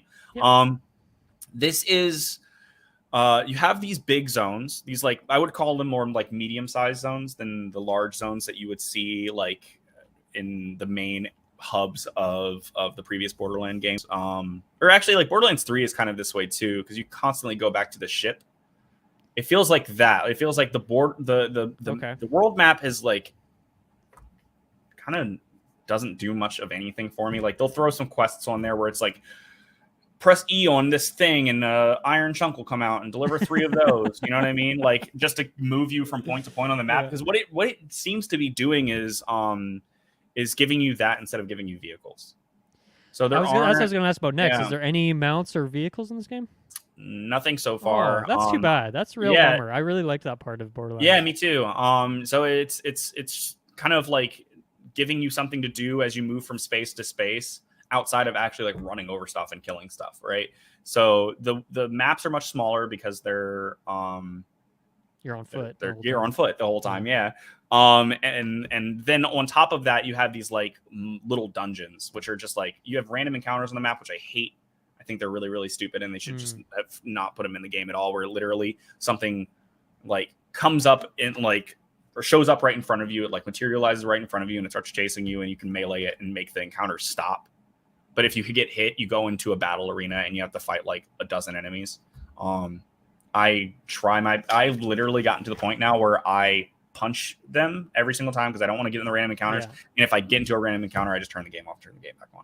They just feel like a gigantic waste of my time, right? Like I'm not getting like really tons of experience. Like the loot is barely great, right? Like, so that piece is something that I just like, I'm fully working around it. That's a problem. Like I don't want to do it. At least there is, you can punch them to avoid the encounter. Yeah, which is great. At least there's that, but they're really like, most games have equip this item or use this thing and you won't get an encounter for the next few minutes, which I don't think is a great solution, but still, at least I have went AFK, didn't pause my game, walked back, and been in an encounter and dead. Yeah, that sucks. And I was just like, okay, this is annoying. That's why I just like, if I get hit by them, I just like turn the game back on and off because like it loads relatively quickly. I'm just back in the game, and it's before the encounter typically. Yeah. So that, and there's a few new weapon types. There's like there's bows. There's like bow type guns. There's a class that can use a bow. Sorry, there's not necessarily like bows as a weapon type, but there are like crossbow guns. There's a crossbow sniper rifle and there's a crossbow pistol. they're interesting. I think early on they were kind of bad, but most of the guns in Borderlands games in the beginning are very bad. Sure. This one, like, if it has an effect on it, it usually ends up being pretty good. But Borderlands is a hit scan game. Like, you click the button and then you hit the enemy, right? Like, there's very, very little like travel time. Whereas like whenever you use some of these ranged weapons, they have an arch and stuff like that, and it makes it feel a little. It just in the beginning it makes every other weapon feel a lot better, but then when they get like AoE effects on them and stuff like that, they start to get a little better. So but maybe that is just me playing with some of the early weapons still and not seeing like the wacky crazy like stuff they start adding to these. Because when that starts happening, all the guns are something else, right? They all end up being like the coolest thing on the planet near the end of the game. So I'm enjoying it. It's been a good just like turn my brain off and click around game. I'll probably beat that and then I'll end up back in Lost Ark, right? Which is the exact same thing to me. Sure. So. Just clicking. Yeah. Do you think this? Yeah. So it sounds like maybe this is one you'll just play through the main story, see the game's main areas, and then not go back to it, or do you think this? Not probably one you're going to be visiting for months and keep checking in on. Nah, not really. Like do if they do you normally come back to the DLCs for the? Because I think Borderlands 3, that was like every few months they had some new expansion and stuff like that. So I intend to typically, like, I'll even like Borderlands 3, I think I got the season pass for, and I didn't touch a single one of the DLCs. So like I enjoy those games enough to want to do it. Yeah. But I have not, apparently. You're reminding me. I'm like, damn, I didn't touch any of that stuff and I own it. So sorry about that. Oh, it's okay. I can go back to that. Like I said, there's 100 like other million games to play. but like Tiny Tina's is like the exact same game as Borderlands 3. So it's like I could just go play Borderlands 3 right now and feel like I'm having the exact same experience. Yeah, fair enough. Yeah, I mean, my Borderlands story is weird. Where I loved the first game. Actually, going back to like E3, I remember that was a thing when I don't know when that game came out. Like, what was it, 2007 or 8 or something like that? Yeah, I was gonna go earlier than that. So I was like, I don't know, 12 or 13 or I don't know how. I was pretty young. And I remember seeing that first Borderlands trailer and like this promise of having like hundreds of unique weapons. I remember just being like, holy shit, that's the craziest thing ever. And then I actually played the game and it was amazing and I loved it and I was just lost in it for months. And it was one of those things where I just loved it so much and I never really felt like I needed a sequel or anything. I'm like, this is the peak. Like, I don't need to play with this. And so I've like dabbled in a couple of 2 and pre-sequel and stuff. Never touched 3, but I just felt like I got my Borderlands fix for a lifetime. And this one was kind of drawing me in with the fantasy vibes, but I think to hear that it's the same thing is for me, I'm like, I just think I'd probably play it for 3 or 5 hours and just kind of dip. So I don't know if that's really worth it, but who knows if it comes to a Game Pass or a PlayStation Plus Extra or something. I hate that. That's going to get so annoying. Then I could see myself, jumping in and checking it out. But I think I was glad to. I don't know. It was fun to hear your thoughts on that. And yeah, I'm a Borderlands fan. I've played all of the Borderlands games. I've been always very negative on the humor and very positive on the gameplay, and it's more of that. And I'm fine with that. It is a nice time killer, I guess, if you need that. But you could also go touch grass. There's a lot of other things you do. Yeah. Okay, let's just move right into this next game that I know I've been playing. I'm curious how much you've been playing of Weird West. So this is a game. The creative director here is Rafael Colantonio, who worked on he was with Arcane for many years, I think for like 20 years or something. So he worked on I think Arx Fatalis and Dark Messiah, and then worked on he was director of Dishonored and on Prey. And then shortly thereafter Prey came out, he left the studio. He's built up his own indie studio called Wolfeye Studios, which I was looking up, and it apparently has around 20 people are part of it. So a small but still like ample indie team. Yeah. And they're here. They just released their first game, Weird West, which is, as it sounds, perhaps it's set in a Western, the Wild West, but everything's a bit weird. There's fantasy, there's zombies and witches and stuff like that. And it harkening back to Dishonored and Prey, it is very much a immersive sim in a way, but this time it's more of isometric, zoomed out camera. but it's got the mix of stealth and action. There's a lot of systems at play. You can kind of interact with the game however you want. You have a lot of freedom in how you do things. You can kill essential NPCs or quote unquote essential NPCs and still continue your main story, or you can just fuck around, be a thief, and create some havoc. It's very much a sandbox game. You are set up as like this bounty hunter who's very brutally, I'm going to spoil this because it's like at the very start of the game, but your kid is killed and your husband is kidnapped, and your dog as well. Yeah, and your dog. Yeah, the dog. Yeah, and you're just kind of hunting you're trying to find your husband, and it's like it gets right into it, and you can from there if you want to go find your husband, you can, or you can do whatever you want. So that's what the game is. I would also like just in the explanation Sure. like of it, I would also relay it very strongly to like a CRPG, like your Baldur's Gates or your like Disco Elysiums. Combat is not like those. It's real time, like active combat. But the way that you can kind of like interact with the world reminds me a lot of maybe not in the depth of the RPG systems. This is very much RPG light, but there is still perks and skills. The way you communicate with, or the way you interact with the world reminds me of that. Sure, yeah. And yeah, so I've played for maybe came on Thursday. I think I've maybe put, let's say 6 to 8 hours in there, something like that. How much have you played so far? Probably 3 or 4. Okay. So far. This game is on Game Pass. So obviously it's on Xbox, whereas I'm playing it. I'm guessing you're playing on PC. Yeah. And then I'm so you're playing with guessing it's on PlayStation, although I should actually check this real quick. I'm just kind of assuming it is. This is another game where like I bet you our perspectives of this game are very different. Because I'm playing. What do you mean by that? What do you mean by that? Because I really want, like, once again, kind of like almost relate it more to a CRPG, but you've been playing with with a controller. Yeah. So it probably feels like a twin stick shooter to you or something. Yeah, I'm. That was one of the things I was going to talk about was the controls and how it took me like a couple hours or longer to really get used to it, because I mean there's some things where you're having to hold down a trigger, hit a button, and then hit a different trigger. It's not good for accessibility at all. Like there's a lot of different buttons you're having to hit at the same time to do certain skills. They're not great default on PC either. Yeah. Which is... I even found like just the movement at first felt kind of clunky, just the way where the jump button is on a weird thing. Like it felt weird. I will say now I'm pretty used to it. The controller for a second to feel like if I was losing my mind, because I also like, okay, so in the there's a skill tree in this game, and the skill tree has like videos that show you playing the game, right? Like to give an example of what the skills do. Yeah. Even if you're on mouse and keyboard, all of those have controller inputs. Oh, that's bad. Overlays on them.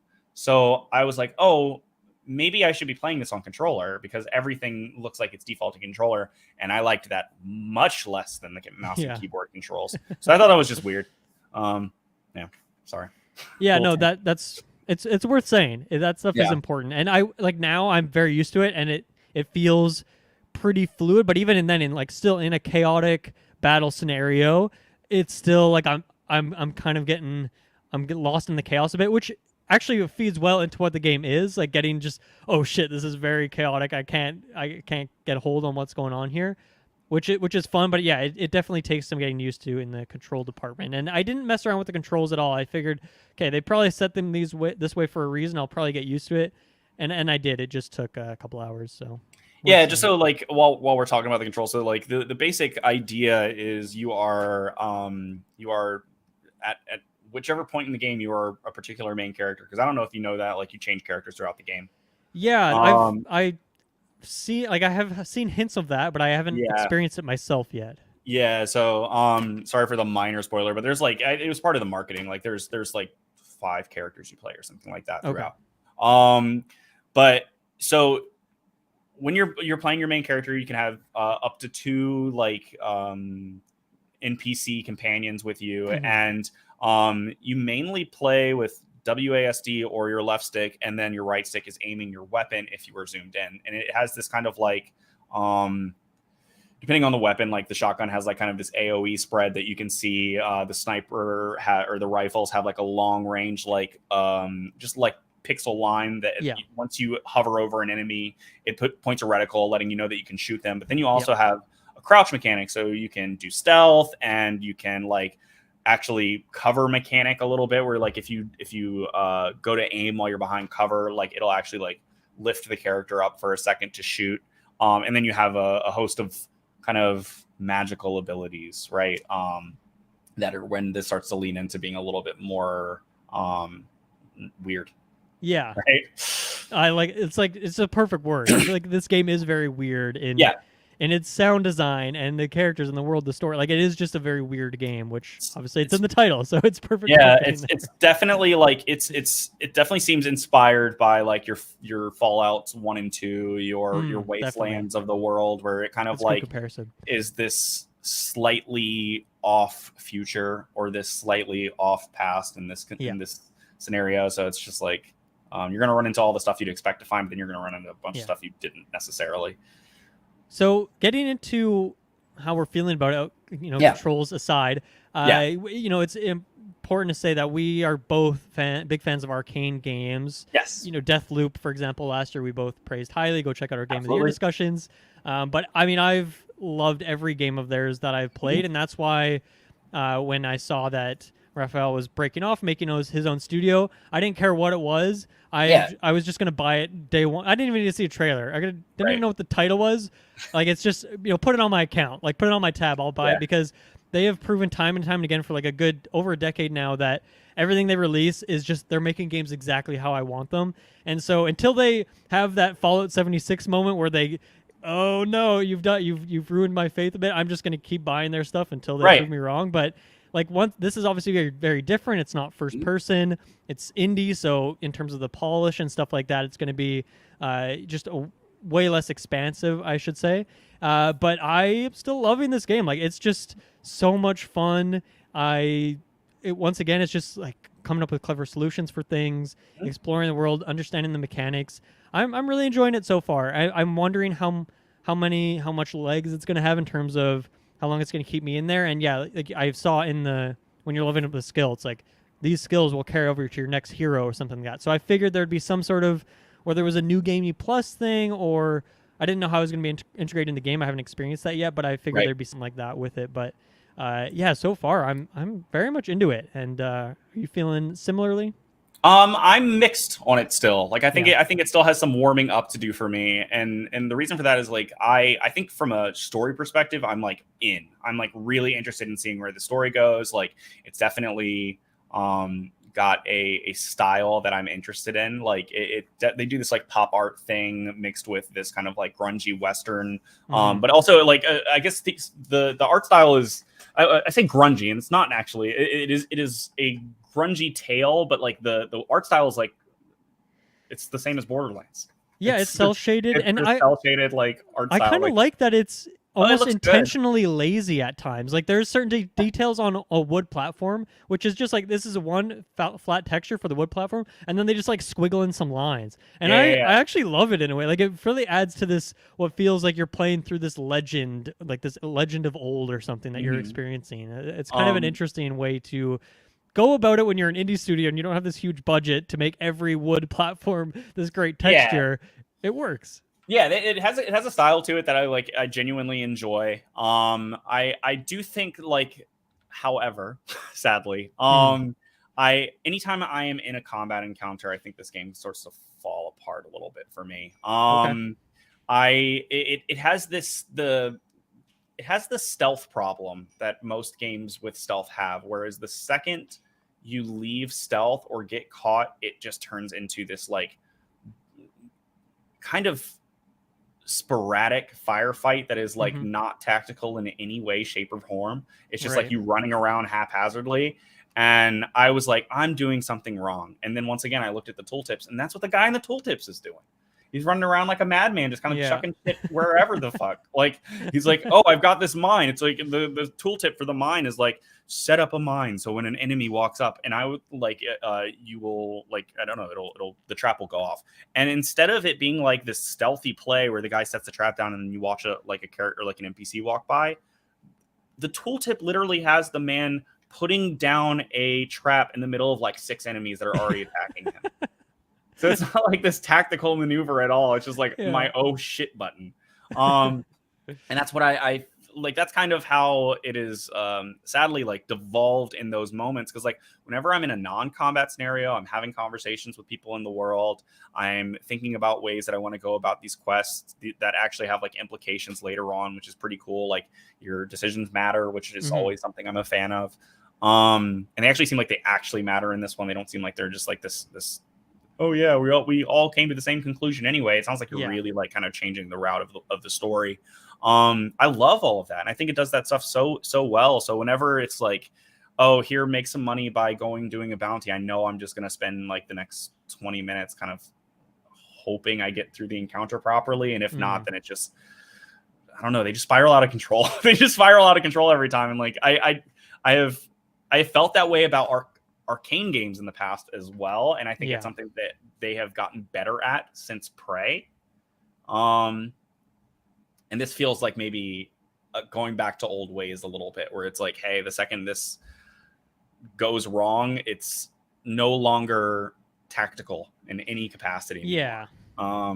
I think all of that is very fair criticism, and I do feel that as well. But it's funny because I mentioned that before, and like I like that mad scramble right now because it is inevitably like, okay, I've stealth taken out like 3 or 4 guys, and then at some point I fucked up, and there is a very nice quick save, which I will say on consoles, I think that's something like Bethesda games. It's like really slow if you want to add a bunch of saves and do stuff. In this game, you can just very quickly hit X, and you can't quick save in the middle of encounters though. I've not been limited on quick saves at all, actually. Oh, so well, like I was in one of the assassination encounters, and I went over to one of the walls. I had not been seen yet, and it was like one of those little cutouts in the wall that you can climb over. Yeah. And I pressed F5 right there, and it said cannot quick save at this moment. Interesting. Yeah. Okay. So I've only been able to quick save like in towns and like during non-combat. Weird. Encounters. I've quick saved like really close to enemies, like I'm like right behind them, and or like 15 feet away, and I've quick saved. So I don't know. Yeah, it even gave me like a tooltip, like that I wasn't allowed to. So I just haven't. But like, to be fair, that happened, and I haven't tried to in an encounter since because I thought I was just not allowed. So maybe that's on me, but like I don't know why I wasn't allowed to. Yeah, I've never quick saved like while enemies are actively shooting at me, because like not that. Would I? Like just even when I'm stealthing around, like I haven't had any issues with that. So that's weird. If that's an inconsistency, that's strange. Yeah. And like I think I wouldn't have as many problems with the scramble if my initial I guess the controls were like snappier or something like that. Like I feel like I'm just in encounters where I'm just like missing most of my shots, which like bullets are a commodity in that game. I feel like they're scarce, so like I'm just like unloading, and I'm like, fuck, I missed like 3 of those. Yeah. Because like I just don't, and I'm like using a mouse to aim, which I found to be much easier to use than the thumbstick. So like I think one of the like great skills you get early on is like the slow down time effect, because like without that I feel like I would be fumbling much more. That and the silenced hit on the rifle are like that's a good key one to my gameplay now, because it does allow me to make it through encounters without getting touched or seen. But the second it happens, I'm just like, oh, okay. It makes me want to save scum a little bit, which I was having issues doing. I think I've set up in my mind of playing all these arcane games over the years that I have like a good cadence with things where I try not to quick save too much, and like if something goes wrong, I don't immediately load my save. Like I like to just play as stealthy as I can for a bit, and if things go awry, then I just roll with the punches. And if a companion dies off that, then that's like a consequence that I got to live with, and I try to live with that stuff. So I don't know. I guess I haven't had too many issues with that. It depends on the situation. If it feels like it is a consequence of my gameplay or a consequence of my decisions, I want to let them happen. But if it's like one of those things where it's like, man, I didn't mean to do that, that's when I get frustrated. That's when I'm like, that is not actually like, that was not even my intention. That's right? Fair. I had that once where there was a guy sitting in this chair, and I snuck up behind him, and I was trying to do my assassin, like my choke him out kind of thing, and it like works very weird. Like I guess you just can't do it if someone's sitting in a chair, or maybe that particular chair was guarding him or something. And so I kind of blew the scenario where I had the stealth part nailed down. I had snuck around, outmaneuvered some guys, but then because I couldn't quite figure that out, and I ended up walking in front of him, and he saw me, and everyone freaked out. So yeah, there is some times where And then more than just that, like there has been times where the thing I was trying to do, I didn't quite do successfully. And I guess part of that I feel is as I level up abilities and stuff and I get more familiar with these controls and I get better at the game and I understand the systems and how the AI works, that I will work through some of that stuff. But it definitely can be unintuitive at times. But I guess I feel like there's just so much Dishonored and stuff DNA in here that a lot of it feels, I feel like I know what's going to happen a lot of the times in a good way. And like I'm familiar with this game, even though it is, it's not the code from Dishonored. It's a whole new game.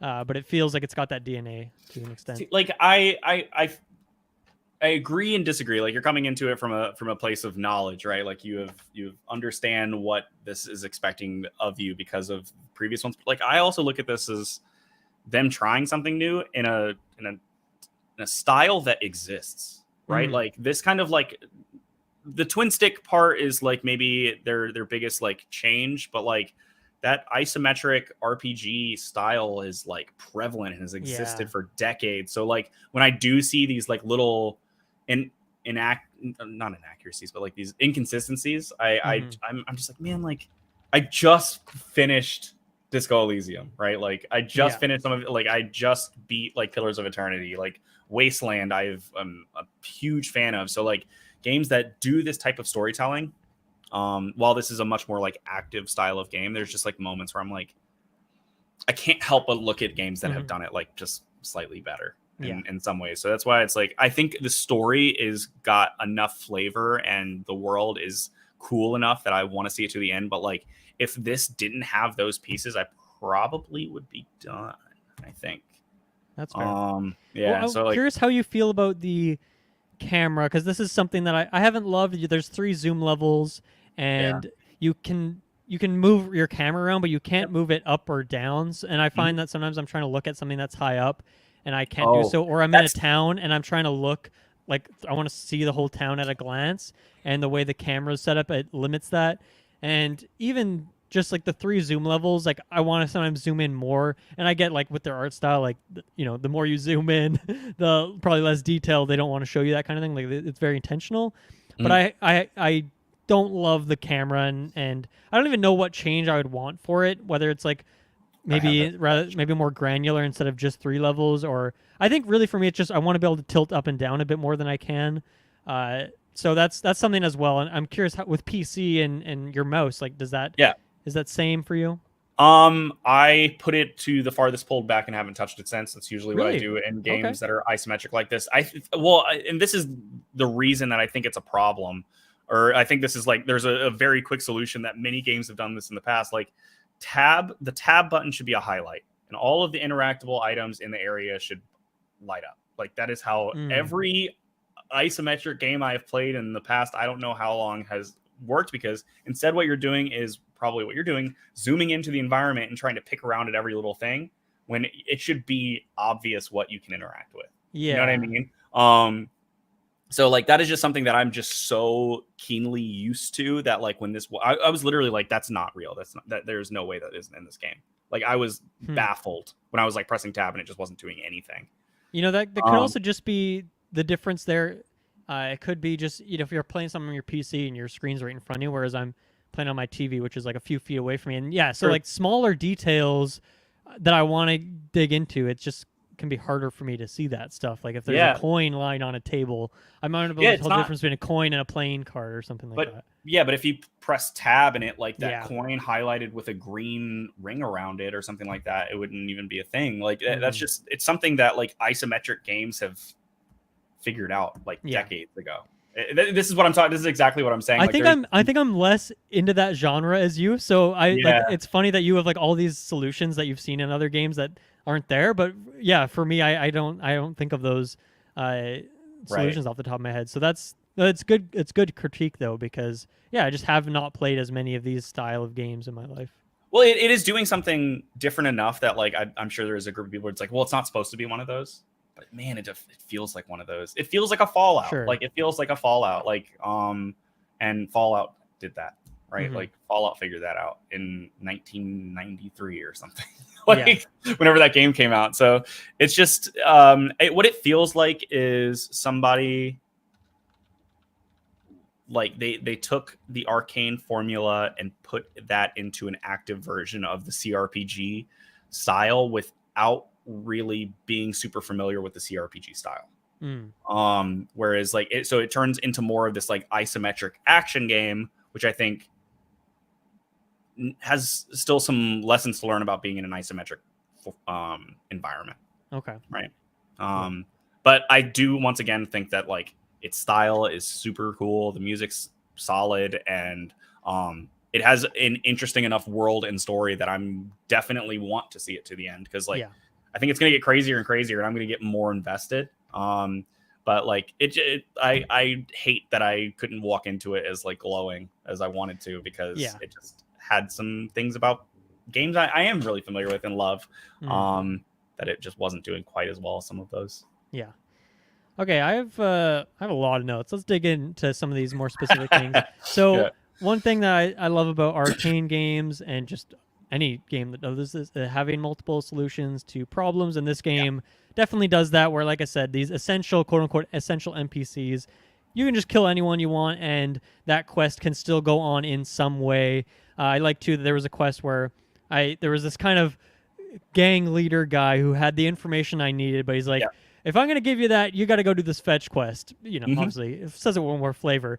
And I was like, fuck this guy. I don't want to do this, but I also don't want to fight 50 guys that he has here. So I cruised around a little bit, and I like climbed up on this rooftop, then jumped on this fence, then climbed around and found this way into a balcony into his house. And I couldn't go through his whole house because there was guards everywhere, but I at least got into this one room, found a key, and then I used that key in another building to go into this, cellar, found some guy there. He had like another lead I could follow, and that's great. That I wasn't even expecting to find. Was he the one that was like sick, and you could go get something for him to make him like he would not only just give you the information, but he would also be like, "Oh, I'm dying."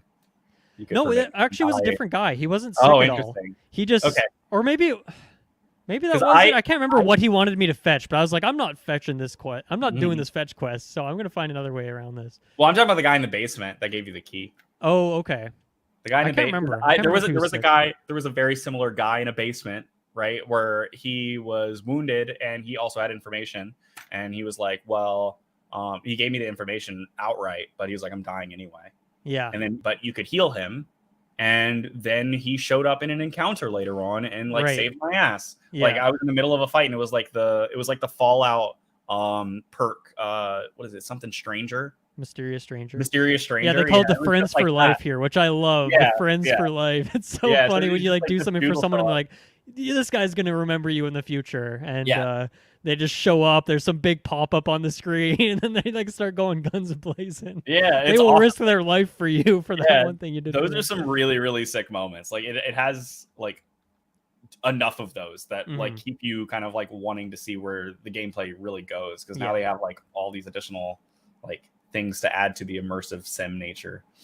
And I guess it's probably worth mentioning that the structure of the game is very different than those other immersive sims, where you're not going through level after level, or it's not like just this one like Bioshocky thing that's kind of opening these new areas. It's like Fallout. Yeah, you got like this open world, this map that you can choose specific locations on.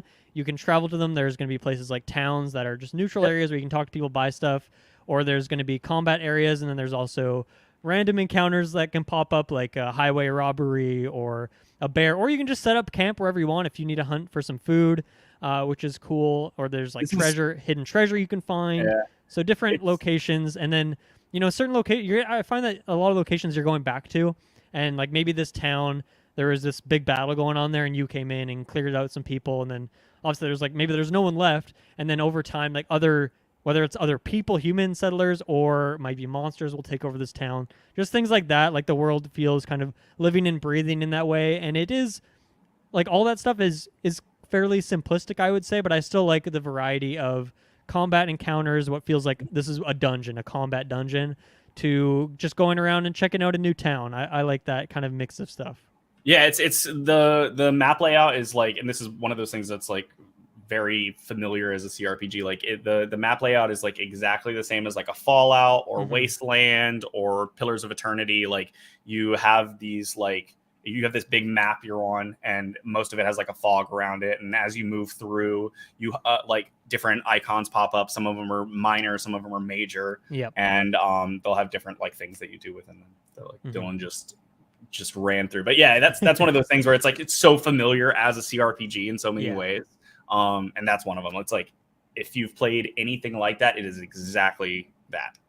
That's great. Outside of like I guess like Wasteland where you have like a water mechanic. There's just days pass as you move through the land. Yeah. And that's something too. There is like time limits on certain quests, which I will say they've been very generous so far. I'm also playing on normal, so I don't know if those timers become tighter on higher, because there's like 5 difficulty levels that change a lot, and they change like if you sleep in a bed, it won't heal you at the max level. Like you have to eat food or something like that, and you require different things. So I'm curious to when I think right now I'm happy on normal just because I'm still trying to understand everything. But in a replay or maybe on like another character, there's how that works. I might want to jack up the difficulty and see what kind of how that changes the minute-to-minute gameplay, and like, okay, maybe I actually need to take a pit stop over here, do a camping trip, whereas right now, I don't really need to do that stuff usually. One camping time, I was like, man, I have 1 HP right now and no healing, so I should go do some hunting. But usually it's like, seems like kind of an optional thing, whereas I wonder on the higher difficulties if you really got to plan that out more, or rent more rooms to sleep in, stuff like that. I'm not sure. Yeah, like I imagine the combat's more difficult, which is like the main thing I do not want to increase. Like I would increase all the things around it. No problem. But like, if it had like a scalable scalable difficulty where I could like make it so the combat stays the same or is even easier. Yeah, it doesn't look like that's in there. It's just a difficulty, which is all good.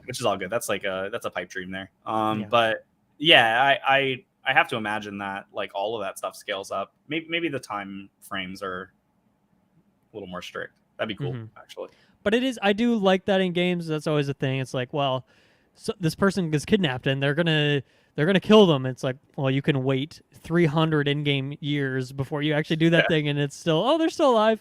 But in this game, it's like, no, you have 3 days to find this person, or you have 10 days to do this bounty, which makes sense because maybe they'll move on to some other area. So like I said, I haven't really had to engage with that much, but I'm guessing as the game gets more complex and I get more quests in my log, and it's like, okay, I really got to pick and choose what I want to do here. I'm not gonna have time for everything, and you got to plan out your routes more on your map. Okay, how can I kind of find a way where I can clear these quests out efficiently and do things out of order? So I think that's cool, and I want to see more games implement that. I don't know if it really has the depth in this game. I'll have to wait and see, but it's cool. It's in there. Yeah, I hope that very much like Wasteland does a similar thing, but like at points in Wasteland, you will have to have enough time to go to one or the other. Like, so you'll have like 2 camps that are having their own independent issues, and you only have a day, and you know that it's going to take like 2 hours to get there, and then like once you enter that area, 15 hours will pass no matter what. Typically stuff like works that way. So there's no possible way to do the other half or the other storyline. So with a game like this that has consequences at the scale that I'm already noticing, hopefully they throw some real like serious situations at you, and hopefully they use that gives their time system a purpose. Because like you said, right now I'm not interacting with it too much. It's like 12 days to take care of this thing, and I can finish it in a day. It's like, okay, I'm gonna knock all this out, no problem. So there has been a couple quests, or like there's one bounty that I got early on that's like way north than I've ever been, and so I haven't touched that at all, and it's been a few days in game now, so if I'm still gonna have to do that, I should go do that soon. So we'll see how that works. In terms of weapons and abilities, there's kind of 4 or I guess 5 weapon types. You have your melee, you have, as you mentioned earlier, kind of shotgun, revolver, rifle, and then bow. I haven't actually used a bow yet. I haven't found one in the wild. Oh no, I did. I just got one. I just got a bow. Did you find it or did you buy it? Because I've seen some in shops, but they're pretty expensive. So I found it. In a what seemed like a random encounter. I think. I think I. How's the bow? One of those shrines. I haven't used it yet. I just got it like last night, and I haven't touched it since. Sure. So I literally have it on my character. It's the last like weapon slot that I didn't have full. Right. The other weapons, I mean, they are exactly what they sound like. They're pretty basic. They work how you would expect they were. There's no weird things going on there in terms of the title. Well, they're pretty straightforward. Outside of they all have an independent perk. Yeah. Right. And that does kind of make them. They're not like strange from gun to gun. Like the guns will be like, this one does more damage but has less range, and this one has more range but does less damage, or fire rate's higher. Whereas like, but each category of weapons, so like pistols can have one of 4 skills, I think.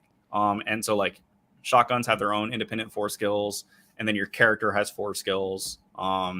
So like, obviously, no matter what weapon you're using, your character skills always work, but like you can only use the pistol skills on the pistol. So it does give you a reason to like switch between them and use whatever like magic you can do with those skills. It's pretty cool. Yeah. So far, I've tried to just get like one ability from each tree. I guess they're not really trees, but one from each of those weapon types, so that I just have some options there. Yeah. But I think you mentioned that you find it hard to aim. I've actually found it not too bad on controller, so that's good. I played it on controller and found it more difficult for me, so I switched back to the mouse. I guess 8 hours. I'm kind of getting used to it now, but right.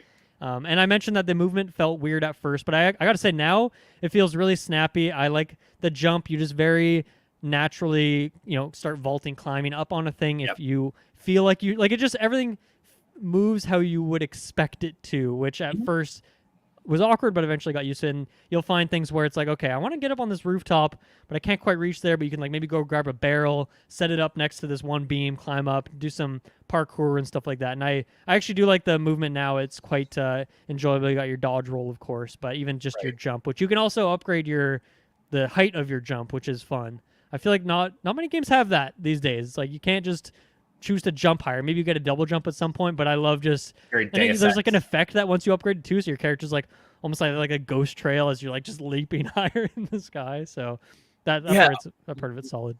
One thing that is like an interesting decision, and this is like I don't even think I'm upset with them. It's just like this is how some people do it, and this is how other people do it. When you dodge in crouched, I want to come out of dodge. But I understand also why that wasn't the decision at the same time, because sometimes you want to just like quickly dodge into another area. Purposes. Yeah. But there's times like the only time I'm really dodging is when I'm in combat, and most of the time I'm crouched. I'm like getting shot at. I go, oh fuck, and I dodge, and then I'm in the open, crouched, walking, and I'm just like, no, stand. So that's maybe you'll get used to that over time. I hope so. Like I'm genuinely like I think I'm still in like I'm warming up to it phase. Like I have my critiques, but I also think it's showing a lot of like positive traits, and I'm excited to see where it goes. This so game I hope it grows for me. This game's got a kick. Every game needs a kick now. Deathloop's kick was amazing. This is the exact same kick where you just can kick someone off a balcony. You can kick a explosive barrel at someone. You can kick whatever you want. You can just kick things, which I love. And you can also get like a power that makes you have extra strong kicks, which I also love, where I just go up on a rooftop and just launch this guy across the city. It's very satisfying. I have to upgrade that. I have not done enough kicking so far. I'm missing. I didn't even realize it was a thing for a few hours, but now that I do, it's like, okay, how can I maximize this combat scenario so that I can kick as many things as possible? Nice. The stealth, there's nothing new and innovative happening here, but it works fine. They've, these people have all worked on these games before. They know how to make a solid stealth system. There's tall grass. You're hiding behind things that when you're crouching, you can vault through windows and, all that stuff. There's nothing really to say about it. It's solid. I haven't had any scenarios where I feel like, I guess there has been some situations where I was like, okay, this guy should have seen me, but he didn't. But that's also a difficulty thing. Crank the difficulty up. I'm sure they'll be much more aware of sounds and things like this. But I also haven't had any situations where I felt like, oh man, that didn't really make sense how he saw me there. Like everything's been like, okay, I really fucked up my stealth situation there. The only time that happens is just like a general like pathing thing that happens in a lot of stealth games to me, where I'm like getting close to a guy and then he turns around like right when I get close to him. I'm just, you knew I was close to him. Yeah. You knew. Like, why would you make him path back like that quickly? That's the only thing that'll happen. And that's most of the time. Yeah. I think there's a good mix of enemies who have a very set path where, and I guess this happens more in a town situation where like a guard has a set path, but then if there's like a random farmer or something who's going into this building, they don't really have a set path. They're just going to come in. Someone might be cleaning the floors or working on this other thing. Yep. And so you kind of this mix of a guard who has a set path and this other guy who has a random path. And so doing those kind of when you're breaking into a building or something, I like that. It feels like you're not just sitting there waiting for a minute for this exact thing. You kind of have to think on your feet and maneuver around quickly. So I like that part of it. Oh, yeah. Same. And then, okay, let's talk about some of the interactivity, because I think this is another thing that I love about these arcade games is just the ability to obviously have that freedom in how you do things, but also just the freedom in that you can just pick up like most things, maybe not most things. You can pick up a lot of things and just do with them what you will. They added rain in this game, which I'm curious to see how deep this goes, but rain will like fill up barrels which you can heal out of. Like you can drink water and heal it. So if it's raining in a town, you can essentially have infinite healing as it'll fill up the barrel. But then you can also like pick up a barrel, take it to like a well and like, you know, put water into it, which you can heal with. Or you could do that to just throw it at someone if you want. So I think that's interesting. You also, I guess, if it would reduce the effect of bombs, essentially if someone's on fire, the rain would put them out of that. And then I'm guessing you can also use that to drown people in certain ways. Maybe there's like certain, like maybe like a bigger barrel that might be empty by default, but it's raining will fill up. You can toss someone in there and drown them if you want. So I didn't realize like there was so many barrel mechanics. Like you saying that you can climb up on them and stuff like that. That's fun too. know, I didn't even know you could do that. Like they don't tutorialize that at all. No, they don't. That's just that's what I love about these games is that there's so many of these systems that are just designed to be interactable that you can then get creative with them and do what you want with them, and they usually allow you to do these things. I think you're coming into it though like expecting it to work like an arcade game. Where I did not do that.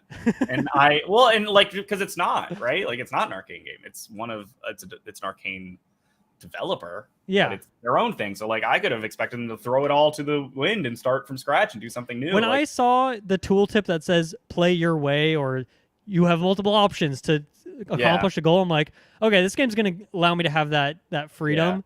And so I was like, man, if I could get on this one building, I think I could get on that taller building.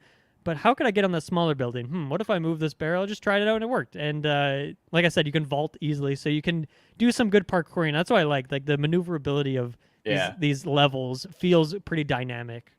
Yeah, and now that you're mentioning it, it does. Like I think I realized that in my last playthrough more than I did previously, where I realized there was like a million different ways to get into this area. I guess for some reason, like I just kind of took it at its face value versus like thinking more about like, oh, what has this guy done in his previous games? I think you're almost coming into it speaking a language, right? Whereas like I kind of am like, oh, this is a new country. I don't know what's going on here. I said, like I didn't even really watch trailers for this because I saw like the first trailer. I'm like, okay, I'm in. I'm gonna buy it. I don't care. I'm gonna just see what it is, see what it's about. And so I didn't really have those expectations like seeing things in the trailer. I just like to see what's going on in this world, and it seems to be for sure living, breathing.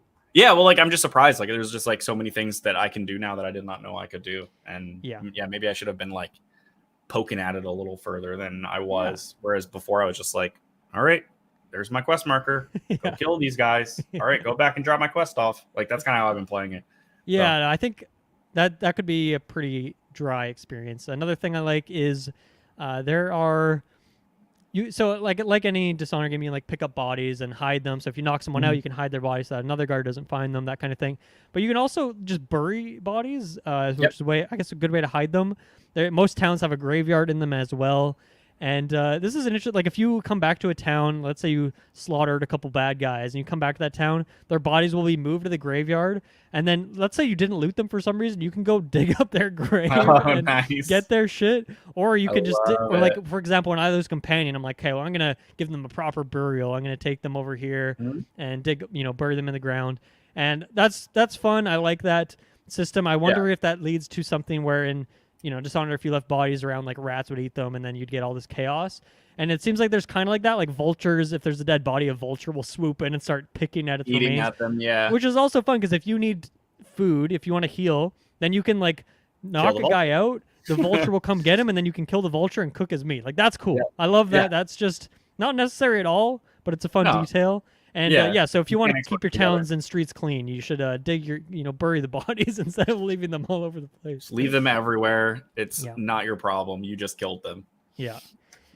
Let's see. I talked about some of these things. I just love breaking into houses in this game. To me, it's very Elder Scrolls-y in that you can just, it's actually more so because rather than just having like one door that you can go through, it's like you can break through the windows, you can find multiple doors, you can go in through the chimney if you want, you can maybe find a cellar entrance and enter the house that way. And it's just fun snooping around, looking for stuff and trying not to get caught. You of course also have your lockpicks. You can also just break a door down if you're, obviously it's going to be loud, so you can be careful. But there's some doors you can only get through with explosives, which again is going to be very loud. But I think that's one thing I'm going to do when I'm maybe done with this main quest thing is just like go around breaking into houses, because I've always liked doing that in Elder Scrolls, and this has that exact same vibe for me where I can just go in and have some fun. The more you talk about this game makes me want you to play like Baldur's Gate. It's like right. so it's like it's so inspired by that clearly still. Like a lot of it, like you could be explaining Baldur's Gate. Well, I got to go back and play some Baldur's Gate then. Yeah, I don't know. It is a great game to be inspired by. So like it's cool that they have brought this into something modern and with some differences for sure. Like the physics stuff is not something I would have thought about at all. So right, it's pretty cool. Well, related to that, there's day-night cycle, which we talked about, but also that ties into that in a town. Obviously, things are going to be closed up at night, so then you have an opportunity to break in and try and steal the stuff. The towns I'm feeling like are pretty full so far. Like there's banks, there's a general store, a sheriff's house with bounty boards, a jail, taverns, multiple houses, like they said, a graveyard. Sometimes there's a duel going on, postal office. Like there's a lot going on. You can play cards. Like there's all types of stuff.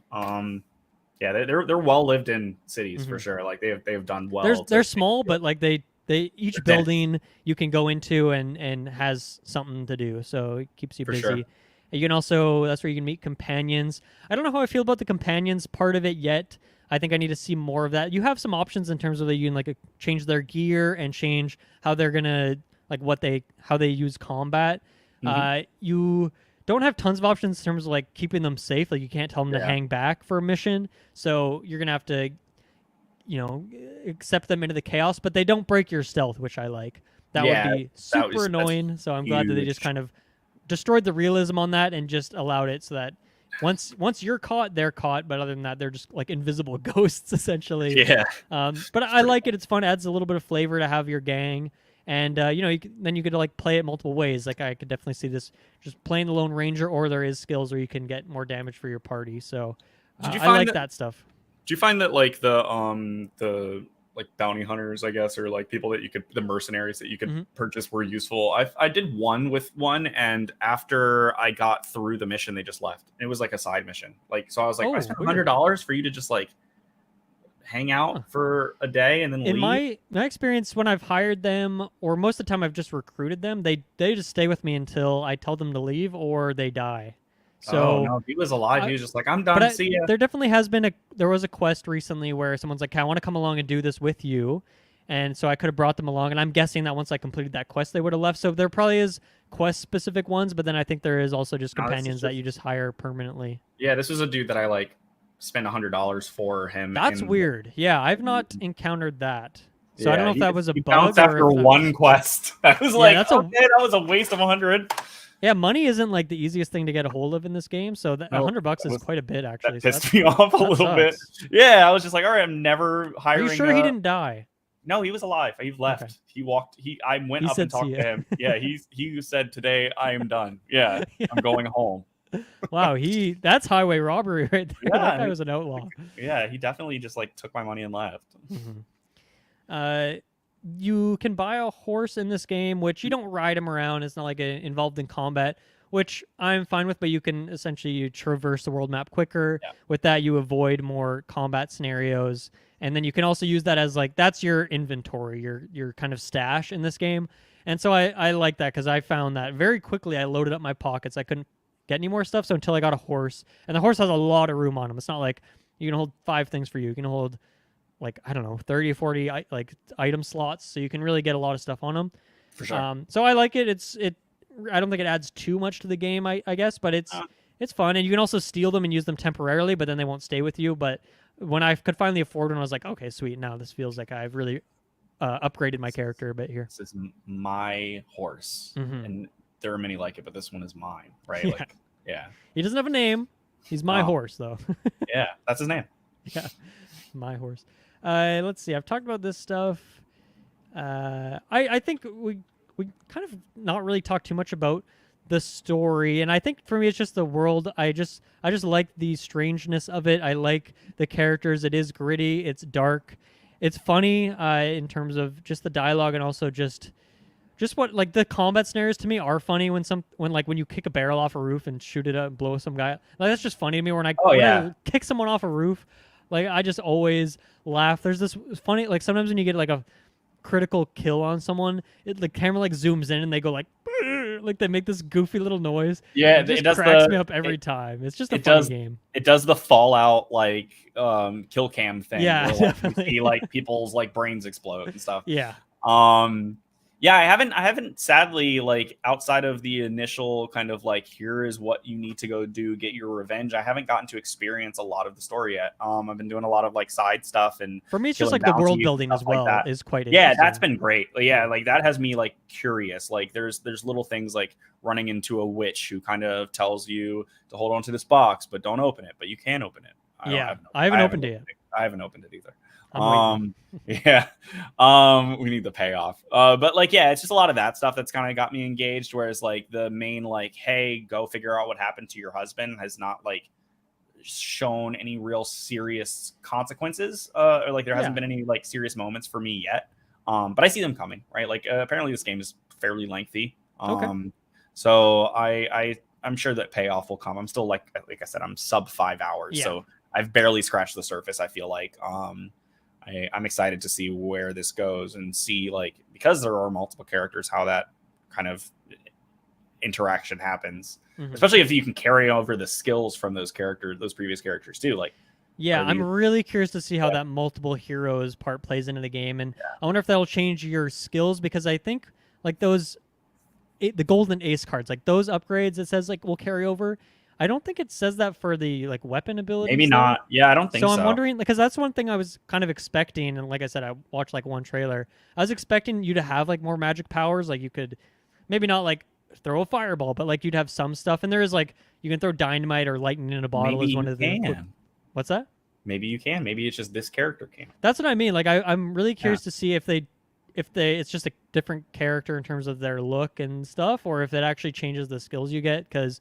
I don't think I'm necessarily like hoping for that, but I think once again that'd just be a fun way to interact with the game's systems. Is like if it's raining and you have an electric power and you can like make this puddle that will shock all these, like that would be super fun. I'd really like to play around with that stuff. So we'll see. Yeah, I hope it's not just like a palette swap on the character. Yeah. I feel like that would be like, why not just have one character then? Yeah. Unless there's like a story reason, which I'm sure there is, but still.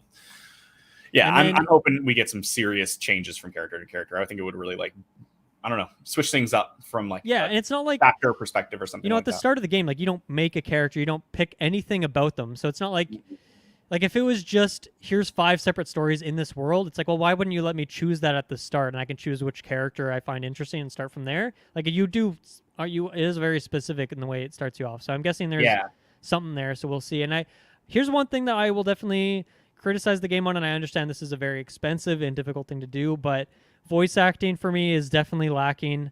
I think it takes away a lot of what could be character. Like there's a lot of fun characters in terms of their aesthetic, and I like their dialogue, but the fact that there's no voice act, there's certain cutscenes, or like there's this one like narrator kind of voice that will comment on very few things, like not very often, but for your character to not have any lines and just have like grunts when enemies die.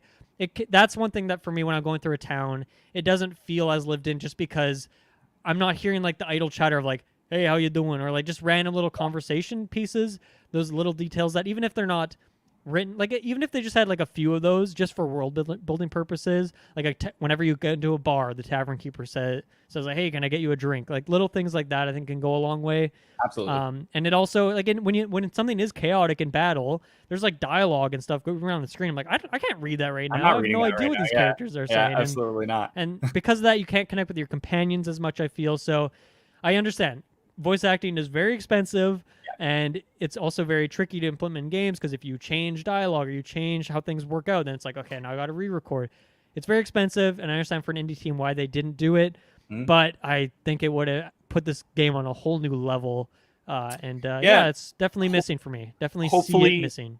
hopefully we see a Disco Elysium style update where like that was the exact same case in that game. That would be awesome. That was a real bummer that there was like parts that were so beautifully voice acted and then most of it was just like a slog of reading, which was like, it was great text, right? And like I think Weird West has that same thing kind of going on. I don't think it's going to be even remotely as well written as Disco Elysium. That game stands in its own category almost. For sure. But like I think the writing is good, so I would love to see like it given its fair shake, and maybe this game does well enough through Game Pass or just on the traditional like Steam marketplace that they get the money to update it and do it justice, right?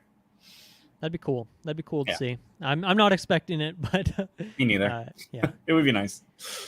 I think that was kind of all my notes. I'm having a lot of fun with this game. I like the freedom of it. I like getting creative. And I think that's also, a thing that people are critical of for Dishonored games and stuff is like, yes, you can be very creative, but if you just don't think of these things, then the game can be more dry. I've heard that criticism for all of Arcane's games in the past, and I feel like that could be the same case here, where there is some couple dungeons I've been in where I just feel like I don't know if I don't see like much to interact with here. I don't know how I can really do this creatively. It ends up just being a kind of pretty basic gunfight. Yeah. But then there's other moments that have really stood out to me of like, okay, I'm gonna shoot that lantern and kick this guy at the same time, and then I'm gonna like grab this poison barrel, throw it at the boss, and like just these fun chain reactions, chaotic scramble moments, which are a lot of fun. And I'm really excited to see these multiple heroes, where the story goes, or at least like just more of the world building, because I'm just super into that lore. I like reading the ancillary details you can and stuff like that. So yeah, I'm really enjoying the game, and I can't wait to play more of it. And it's on Game Pass, so everyone should check it out. I don't think this game is going to be for everyone, but that makes it a pretty easy pill to swallow if you can just go try the game out for a few hours on Game Pass. Yeah, I think I'm going to continue to warm up to it, especially knowing that maybe I do have some more options than it is immediately made clear to me. I think that might be something Arcane needs to just like, and Arcane themselves have figured out like how to make it make you understand how many options you have, where I feel like maybe this is a relic of previous Arcane where it's not super obvious, and it does make the game dry at times when you're not interacting with that stuff. So I'm looking forward to going into it with like a new lens and see what some of those gameplay situations will bring. And once again, the story seems interesting enough that I'm curious to see it to the end. I look forward to seeing where this thing goes. For sure. Okay, that's Weird West. I think this is a game I'll be updating on as I play it in the coming weeks. And you said it's long. I have no idea how long it is, so we'll see what to expect there. But I think this is a game I'll continue playing, and curious to see where it squares out when I'm done with it, and where it compares to those other 3 games I mentioned as like my top 3 of the year so far. Oh, for sure. But yeah, Dante, I think that's pretty much everything we had to talk about in this episode. Yeah. Thank you so much for joining me. I don't know when you'll be back. What's the next big game you're playing? What's the next thing on your schedule? That's what I'm saying. It's like we're coming into the dry season. Like if you got, hold on. For me, that's good because like I'm on my second playthrough of Triangle Strategy, which I want to finish. I still got to beat Elden Ring. This game now, still finishing up Kirby. So for me, it's like it's nice to have a couple week reprieve where I can just kind of tidy up some of these games. But yeah, for me, it's like some Nintendo stuff is coming out soon, which I'm excited for. So it was gonna be Forspoken, but that got delayed. So I've got a break. Yeah, I don't know. I'll let you know, I guess. what comes up or what excites me. Yeah, what's multiplayer? We could play some game. I don't know what's happening. Halo's maybe. I don't know. Borderlands. Yeah, I don't know. Yeah, you can get into Lost Ark. I can drag you into some MMOs, man. Maybe I'll watch from afar on that. Yeah, I think you're probably best doing that, honestly. Okay, thank you so much for joining me. Next week is the review for Lego Star Wars: The Skywalker Saga. You can follow Dante on Twitter at Den Accolade. You can follow me on Twitter at Dylan Muss, or on Backloggd. My name is Rapatika on there. And that's pretty much it. We'll see everyone next week. Thanks for joining us. Bye-bye.